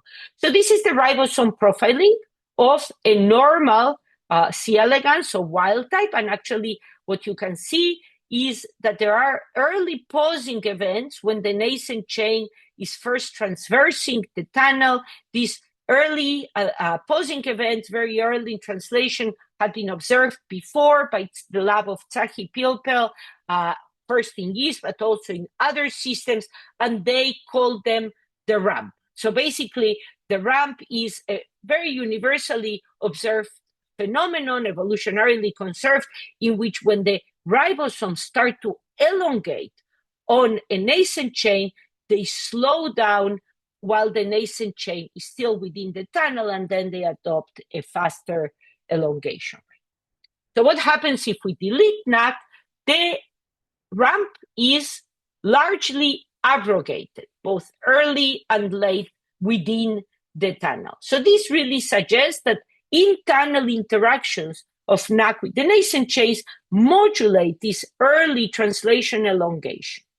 Now, we wanted to first ask what are the motifs, or what are the nascent polypeptides that are affected, meaning the ramp goes away when we delete or knock down NAC. And when we look at the motifs that are affected, both for the NAC-dependent early pausing and the NAC-dependent late pausing, we see that they bear many similarities to the motifs that contact NAC within the ribosome. The ones that are affected by early pausing are enriched in charged amino acids, particularly negatively charged, and the ones affected in late pausing are enriched in amphipathic or hydrophobic helix-forming sequences. Now, this really suggests that if we remove NAC in vivo, or lower NAC in vivo, we eliminate the slowdown. How can we recapitulate the slowdown dependent of NAC, meaning that now we add NAC and we see the slowdown?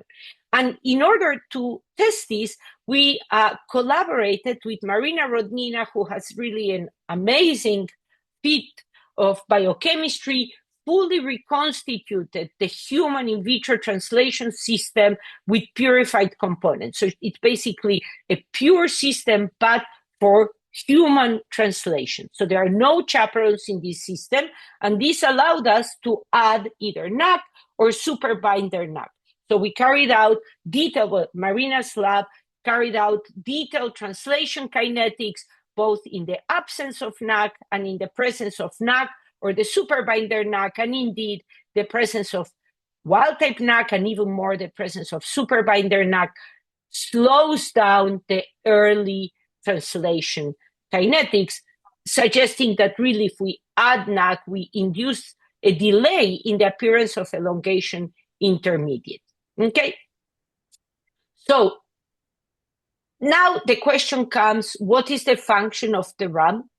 And what is the function of NAC in modulating elongation? And I think there might be many different motifs, and I think this is going to be a very rich and interesting problem. But there were two predictions for the ramp. The main prediction was it spaced out ribosomes along the transcript to modulate translation efficiency. And indeed, we see that in the NAC knockdown, we see an increased translational efficiency in the polypeptides. And we also see increased fractions of disomes in the proteins that either have early pausing or late pausing in the NAC depletion, really suggesting that this tunes ribosome flux to attenuate translational efficiency and disome formation. So this is just a summary of what I told you. Yeah. Can you try to wrap up? Yeah, so I just want to finish with my last slide, which is that in general, our traditional view is that the ribosome generates nascent chains that are then bound by ribosomes, but this NAC experiment suggests that chaperones themselves may also feed back into the ribosome to regulate translation. And I just want to end by thanking everybody that worked. So this story was driven by Jay Holly, and it was a collaboration with Elke's lab, particularly Lawrence Rabel, and with Vaishali Goyal in the Rodnina. And that's it, I think, a bit over time. Thank you so much. Thank you so much. Very interesting, very fascinating. There is a question, not in the Q&A, but in the chat. Structurally, given the constricted dimensions of the inside of the exit tunnel, how do you envisage the accommodation of both super NAC and the tether NC at the same time? Yeah, so I think before the constriction, the interaction, I don't know how it is, and obviously we are interested in doing structural work to understand it, but the structure must be driven by electrostatics or contacting the nascent polypeptide emerging from the peptidyl transferase site. We have done models that show that post-constriction, there is enough room in the vestibule to accommodate a nascent polypeptide in a helical form interacting with the N-terminus of the beta subunit, because it's both charged and has a hydrophobic helical propensity. So obviously, this is a very interesting problem. I think how the nascent polypeptide moves forward through this very narrow tunnel is a very interesting and very difficult problem to address, either computationally or experimentally. Thank you. Thank you. Now, in the interest of time, let's now thank you, Judith, and thank you for getting up so early. In the interest of time, let's proceed to Paolo. So Paolo de los Rios is associate professor at the Institute of Theoretical Physics of École Polytechnique Fédérale de Lausanne, EPFL. Paolo earned his master in electronic engineering in Turin and his PhD at the CISA, International School of Advanced Studies in theoretical condensed matter in Trieste. After 1 year of postdoc at the Max Planck Institute in Dresden, he moved to University of Fribourg and eventually was appointed at EPFL. His interests cover the thermodynamics of chaperones and complex networks.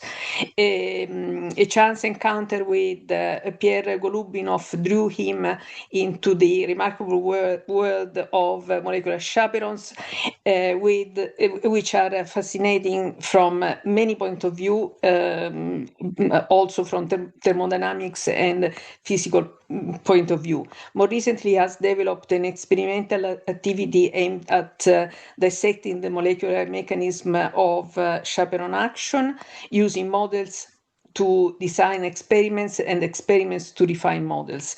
Today, he will talk about protein folding despite thermodynamics, the non-equilibrium action of chaperone.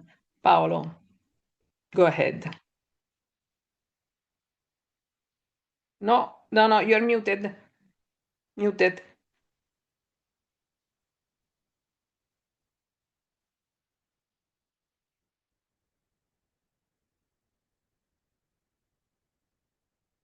Is it possible to unmute Paolo?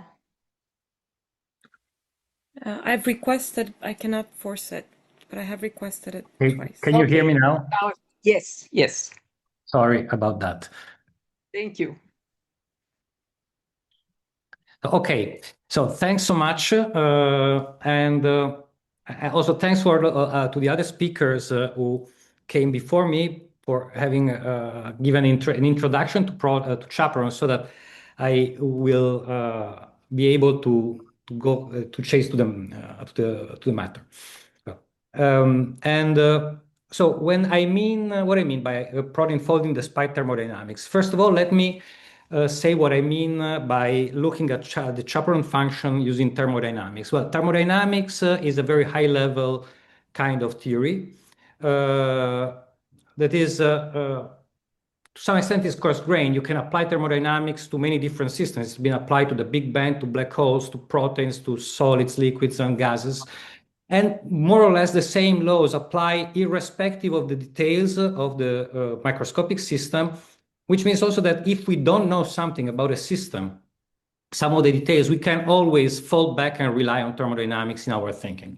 And as I will try to convince you is that this also offers us a pretty high-level perspective of the way chaperones work and what they do on one hand. And when we try to model chaperones, maybe getting closer to the molecular level, the same principle of thermodynamics impose constraints on the way we look at chaperones, so that our models are not just fit to the experiments, but have some sort of degree of control and understanding, and which means also we can make better predictions. So, of course, our tale would start inevitably from the tale of protein folding. Here is represented in terms of a co-translational folding. Of course, folding can occur in principle also after translation. And we know that folding is reliable because Anfinsen showed us that ultimately is the sequence of amino acids that determines the final fold, which is also the reason why AlphaFold works. And in physical terms, it means that there are interactions between the amino acids, and if you choose correctly the sequence of amino acids, this will spontaneously lead to the protein to fold and to stay in the native state. So this is a picture that, as I wrote here, is a folding according to thermodynamics, in the sense that here we just have the protein will just roll down the free energy landscape to reach the minimum of the free energy, which thermodynamics tell us that is stable. Now, of course, we know that proteins in reality are marginally stable. Their stability is not huge, also because they have to be reprocessed, maybe degraded from machines like the ones that Axel showed. they have to maybe undergo different states, and some of them are actually labile. Also, Johannes talked about some proteins that are not so stable, are only marginally stable, and so they will need the intervention of chaperones. And indeed, this will give us most likely a folding landscape, which is pretty rugged, with many local minima, and these local minima will have as an effect the possibility of halting the folding process. And when these kinetically trapped, let's call them misfolded states, are too long-lived, since they tend to expose, for example, hydrophobic patches on their surface, if they are at high enough concentration, they will also tend to aggregate in the end. And aggregate as a many-body phenomenon might also lead to states that are intrinsically more stable than the native state. Maybe it takes a long time to get there, but they might even be more stable than the native state. Now, evolution has developed chaperones that are here represented with small arrows. Essentially, these small arrows mean that they just either interfere with aggregation and misfolding, or they can even revert these processes. And in principle, we can envisage at least one step of this process as an unfolding process. For example, HSP70 and HSP100s most likely work by protein unfolding, although other proteins like GROYL might have a mixture of different processes, maybe unfolding as a part of it, maybe others. HSP90 that we have heard before might also do something different. And that's precisely because each chaperone might work along different mechanisms that, thinking in terms of thermodynamics, that, as I mentioned, glosses over or allows us to gloss over some of these details might be important. So let's start making all these details fade away, and let's focus just on this very simple reaction network. So we have aggregates that can turn into kinetically being in equilibrium with misfolded species, and which in turn can be in equilibrium with the native species. How you get from one of to the other is to some extent irrelevant here. This is what equilibrium will tell us. At some point, you will establish an equilibrium between these different species.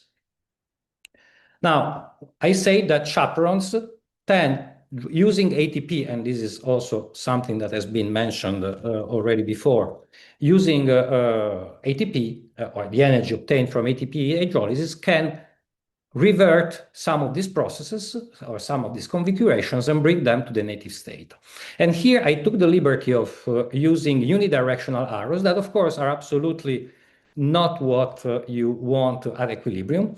And the reason is because we are away from equilibrium. The reaction is ATP is driven. So the net flux along some reactions, of course, here there would also be the reverse reaction, but the net flux along these reactions can be directional. And this is possible only if we start moving away from equilibrium. So from, if you want, the tenets of thermodynamics.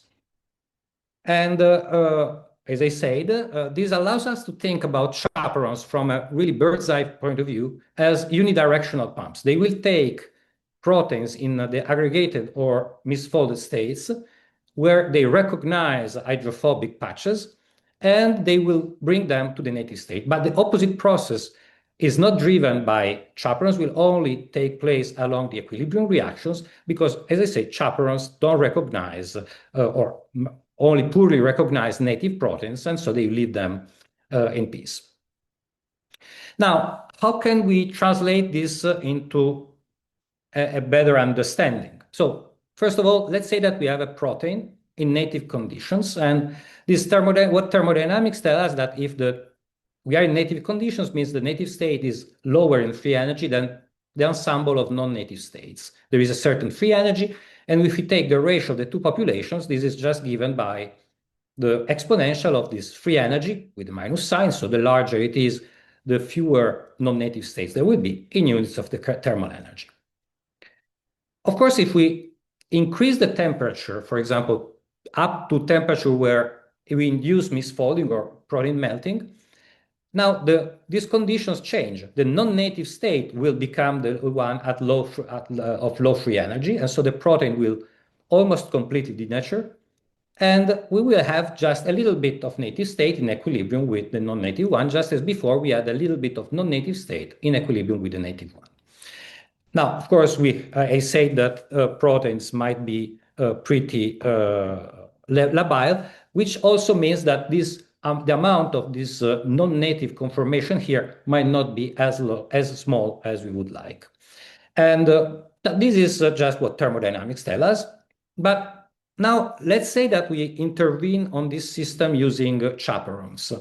So again, although the way chaperones work induces very many details or detailed processes and detailed phenomena at the molecular level, if we step back and we try to look at it from really a thermodynamic, very coarse-grained perspective, we can say that the effect of this pump will be to add or subtract a term that depends on the energy that we can extract from ATP hydrolysis to the previous formula. So there will be a modification. Now, this might imply that if this is our starting condition, where the non-native state is dominant over the native state because now we are in non-native conditions, thanks to the action of chaperones, we might even have that while staying in non-native conditions, the amount of the population non-native conformations is larger than the population of non-native ones.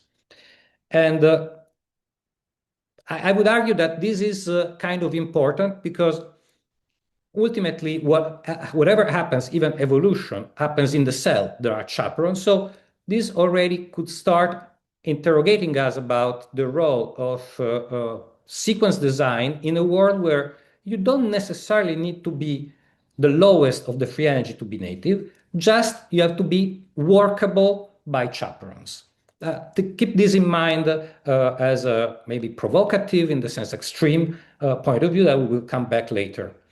But can we prove this concept that is, as you saw, is really informed in a very simple way? Let me just go back here. We can just reason in terms of the fact we have a certain basic thermodynamic description. We can modify this thermodynamic description using somehow the free energy coming from the hydrolysis of ATP, and knowing that they are unidirectional pump, we get to this consequence. Is it true? We teamed up in 2018 with Pierre Golubinov, working on malate dihydrogen as an enzyme that is important from the Krebs cycle, and which is pretty stably native at 25 degrees. So here is the and it's an enzymatic reaction rate. As we see, it's stable over time. Since native state is stable, we can say that we are in this situation where the native state is more populated because it's lower in free energy. But if we raise the temperature to 37 degrees, this is what happens. Spontaneously, MDH starts losing its activity, which means that it is not native anymore. Otherwise, we would see the activity. Now, this is non-native conditions because of a higher temperature where we had an inversion of the populations. Now, if on top of the 25 degrees, we add one chaperone, GROYL, that is HSP60 in eukaryotes is strict, which is, of course, one of the specialties of Judith, that helps proteins to refold, and ATP, which is always necessary, nothing changes much because here we had already this very nice situation where the protein was native and there is nothing much to do by chaperones. If we do the same in non-native conditions, but in the absence of ATP, once again, nothing changes. The MDH is losing spontaneously its native state because the non-native state is the minimum of the free energy. So this is really thermodynamics. Thermodynamics tells us that at 25 degrees, MDH is natively stable, which also means that it would fold where it should. At 37, it is not stable. It will collapse where it should, but it is not the native state. It is not folding, is non-native collapse. But as soon as we add ATP, then we go back to the same amount of native proteins that we had at the beginning. So when the denaturation process took place. So this is essentially what I mentioned in the title. This is folding despite thermodynamics. Thermodynamics tell us that the protein shouldn't be native, and instead, thanks to Groyel and ATP, now it is native. So essentially, this cannot be understood in terms of pure free energy. We really need to think now as folding that is ultimately, by whatever microscopic mechanism, is induced by the action of the chaperone that inject this energy to stabilize proteins in a in a state that is not the minimum of the free energy. Now, we could devise a model here that capture the different states, the native dimer, because MDH acts as a dimer, native monomers, intermediates that might be quite unfolded, misfolded, possibly aggregated. In this case, we use irreversible reactions because anyway, Groyel is not a good disaggregator. And there is a part with the reaction cycle induced by Groyel, so by the chaperone. This is where energy is consumed. What is important, I was mentioning this at the very first slide, is that if we want to be thermodynamically correct, all of these arrows are bound by constraints that you cannot just fit them to experiments. You really have to satisfy a large number of constraints that come from thermodynamics. But what is nice is that once you have this model at hand, you can, by just adjusting a few parameters, because of course, at some point, some parameters have to be adjusted, you can nicely reproduce the findings. So for example, that we can add Groyel and ATP at any stage of the spontaneous denaturation process, and the denaturation stops, is not recovered precisely because of the presence of aggregates that cannot be recovered by Groyel, but otherwise we stay in the same configuration. As soon as we add apurase, that is an enzyme that consumes ATP very rapidly, as you see, MDH, these are the experiments, starts denaturing again, is again subject to thermodynamics, doesn't like to stay in the folded state. And as you see, the model, although it is not even a fit, is slightly adjusted in order to reproduce a couple of these curves, then is able to reproduce more or less all the curves. But what is important here to understand is that what I just said applies to Groyel. But my argument at the beginning was that ultimately I don't need to know what chaperones do in the specifics, in the specific detail, as long as they consume energy and push by whatever mean proteins toward the native state, then this same result should apply. Is it true? Well, what about HSP70, which is a chaperone that is completely different from Groyel, works most likely along different molecular mechanisms, still use ATP. And in the same paper, in the supplementary, we tried to do this experiment. We took luciferase, which is a classical example substrate for HSP70. At 37 degrees, it denatures spontaneously. By the way, luciferase is in general a pretty labile protein, pretty delicate. And so we don't see it shining, which is the way you assess the enzymatic activity of luciferase. And it loses its nice property of shining over time. But as soon as we add HSP70 and ATP, it stays there for quite a long time. Now, this experiment might say what we wanted to say, but of course, other people took over from this idea and made it better. And this is a very nice result in a single molecule threat. Single molecules, so they go to such small concentrations that they can neglect aggregation, from the group of Hartle by Imamoglu and David Balchin. And essentially, in this picture, they redid the same experiment, but as I said, in a much more elegant way at the single molecule level. Here, this blue line is the spontaneous denaturation of luciferase if you start from 100% native. If you start from 100% non-native, it will go up a bit. It will spontaneously refold at 37 degrees. But what is remarkable is that if you add chaperones, HSP70, and ATP at any different times from the beginning or a little bit later, whether starting from the non-native state or from the native state, you always end up with a much larger amount of native luciferase. Once again, luciferase here is folding against thermodynamic equilibrium. It's folding because there is a constant injection work, mechanical work to some extent, that is done by HSP70, converting luciferase into its native conformation. Now, can we try and describe this process at the molecular level? The answer is, of course, yes. We can try, and this is the next step. Of course, thermodynamics is great, allows us to make sort of a very coarse predictions that should apply to many different chaperones alike. We are curious about the precise mechanism because this allows us to understand what evolution decided to do and how the cell works. Also because, for example, as Axel showed, if you want to intervene with small molecules now, at that point, you really need to know what happens at the molecular level. And so you can try to start moving toward the molecules.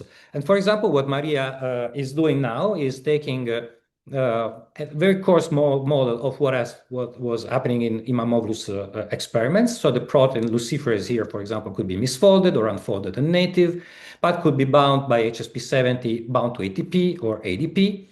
And it could unfold while bound to HSP70, which we know is an unfoldase, which actually is something that has been said over the years, including reactions of hydrolysis, exchange, and everything. And once again, what is important to remember is that all the rates that are taken here are either taken from experiments, but they have to respect also rules imposed by thermodynamics, because thermodynamics, as I said, is a high-level theory, but at the same time, it also applies at the lower levels. It is not just confined to the higher levels, it applies also to intermediate levels, and so we can use it to, indeed, little by little, constrain the rates so that what we find is not just a simple fit of the model. And now this is actually our model fitted to the experiments of Imamoglu. So here we are at 25 degrees. So native conditions, starting from non-native, luciferase starts refolding spontaneously up to a 60%, which means that the native conditions predict that there will be like 60% native and 40% non-native. Now, don't look at the graph, actually, it is not much like 60 and 40, but you get the idea. If you add chaperones, HSP70 and ATP, then as you see, we get to much higher levels of native state, like something like 80 to 90%.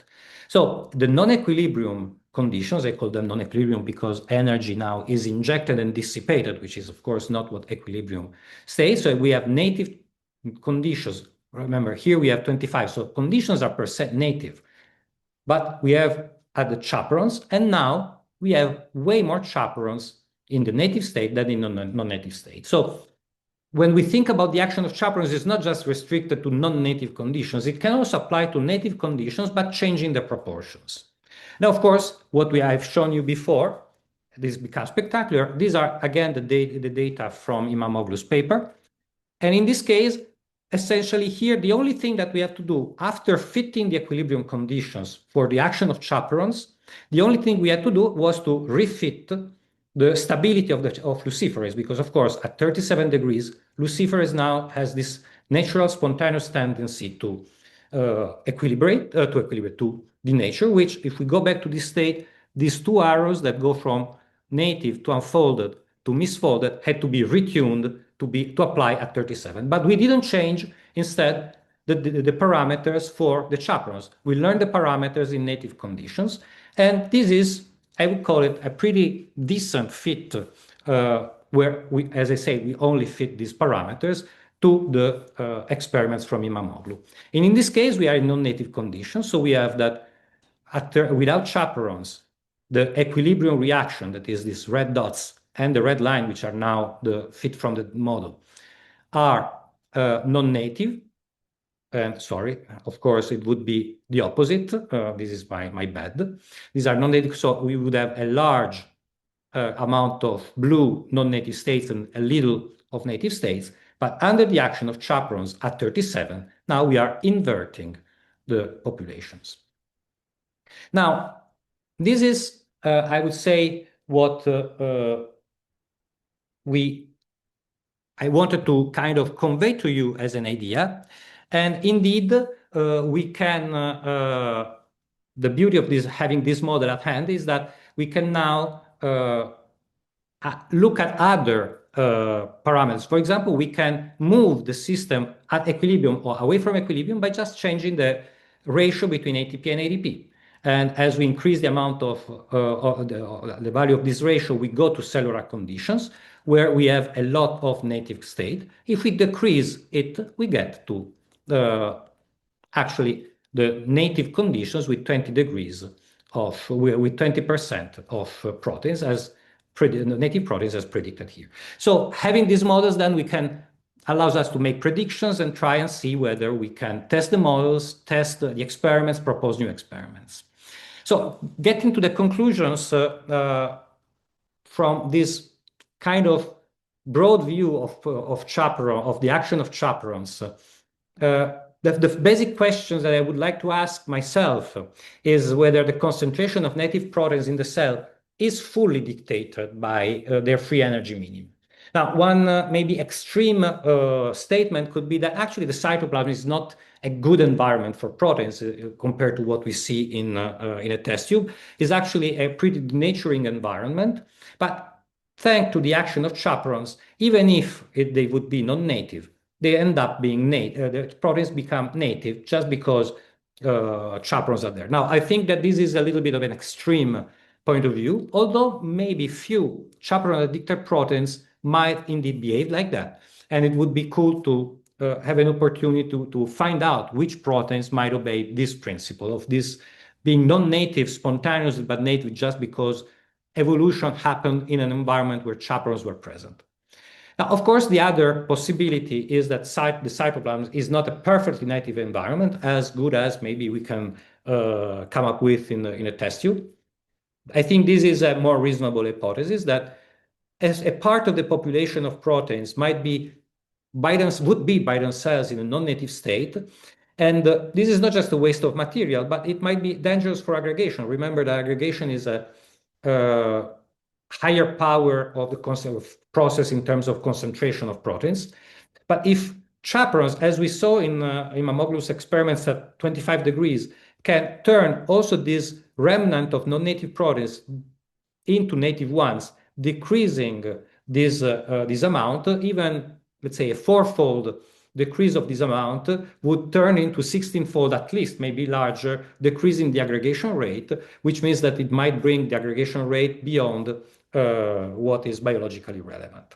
So I would like to think about chaperones from a higher perspective as a sort of a purifiers of the proteome, bringing proteins back to the native state, even against their thermodynamic tendency to populate non-native conditions. So they fold to some extent a lot or a bit against thermodynamics, their thermodynamic tendency. And then let me just come to the acknowledgements, because of course this work has taken place over very many years.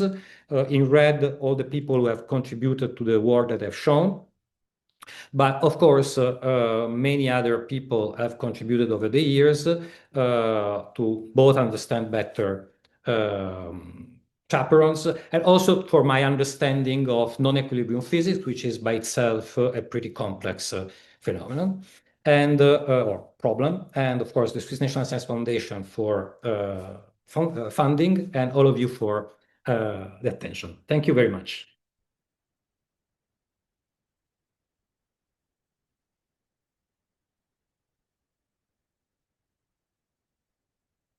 Hello?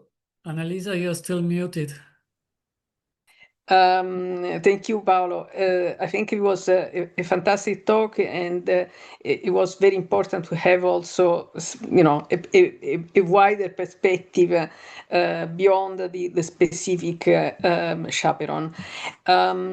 Just two very quick questions, and then I will thank everybody. Can you elaborate on why the restoration of a native state of Gruyère depends on starting conditions? Is it because of there is only a limited amount of delta G it can contribute? Is it chaperone type dependent, concentration dependent, or what? Yes. Well, First of all, I would say that the starting conditions, of course, if you start, for example, in the case that we have seen, after a little bit of the denaturation, most likely part of proteins have aggregated, and Groyel cannot at that point reactivate them because Groyel is not known to be a disaggregase. So that, depending on when you start, this would affect the final result. As you see, as you've seen, and this is something that we have found so many times in experiments, you can even go above a little bit the 100% if you start introduce Groyel from the start. This might be because there is a little bit of population of non-native states that don't contribute, that is normally in equilibrium with the native one and contribute to what we define 100%, but chaperones, Groyel might push them again to the native state and so increase a bit. Of course, the amount of ATP, actually the ratio of ATP to ADP is important. After some time, as this is consumed, of course, the effect of Groyel becomes less and less effective. It has to consume, let's say, 6 or 7 actually ATP molecules per cycle. They can extract that much energy from every cycle. And so as energy is depleted, they become less efficient. Okay, next question. In your model, will it tell us that the chaperone must remain bound to the protein at all time to maintain its fold? Yes. Well, no, I would say that at least for what we understand, the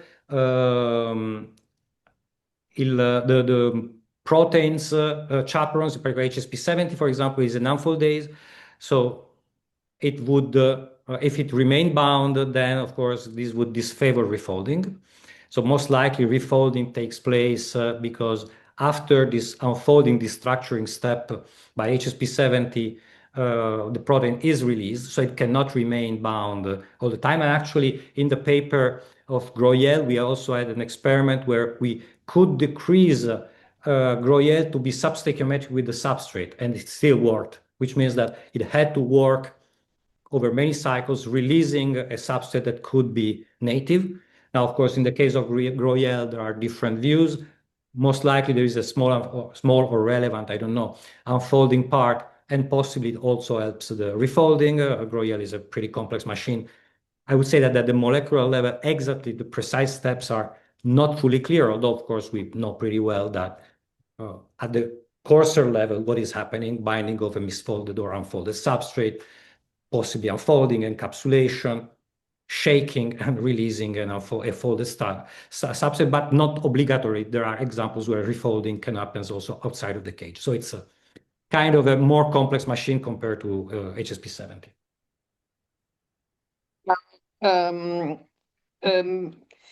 Just very, very quickly, one question, short question, short answer. Do you think it would be possible to design a functional protein devoid of chaperone binding sites as a model to study chaperone influence on protein evolvability? I'm trying to, okay. Yes, no. Yes, yeah.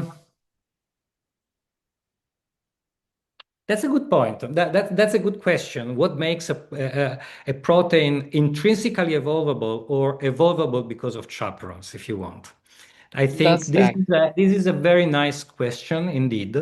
Well, in principle, it might be that you can design HSP70 and most chaperones along this process recognize hydrophobic patches.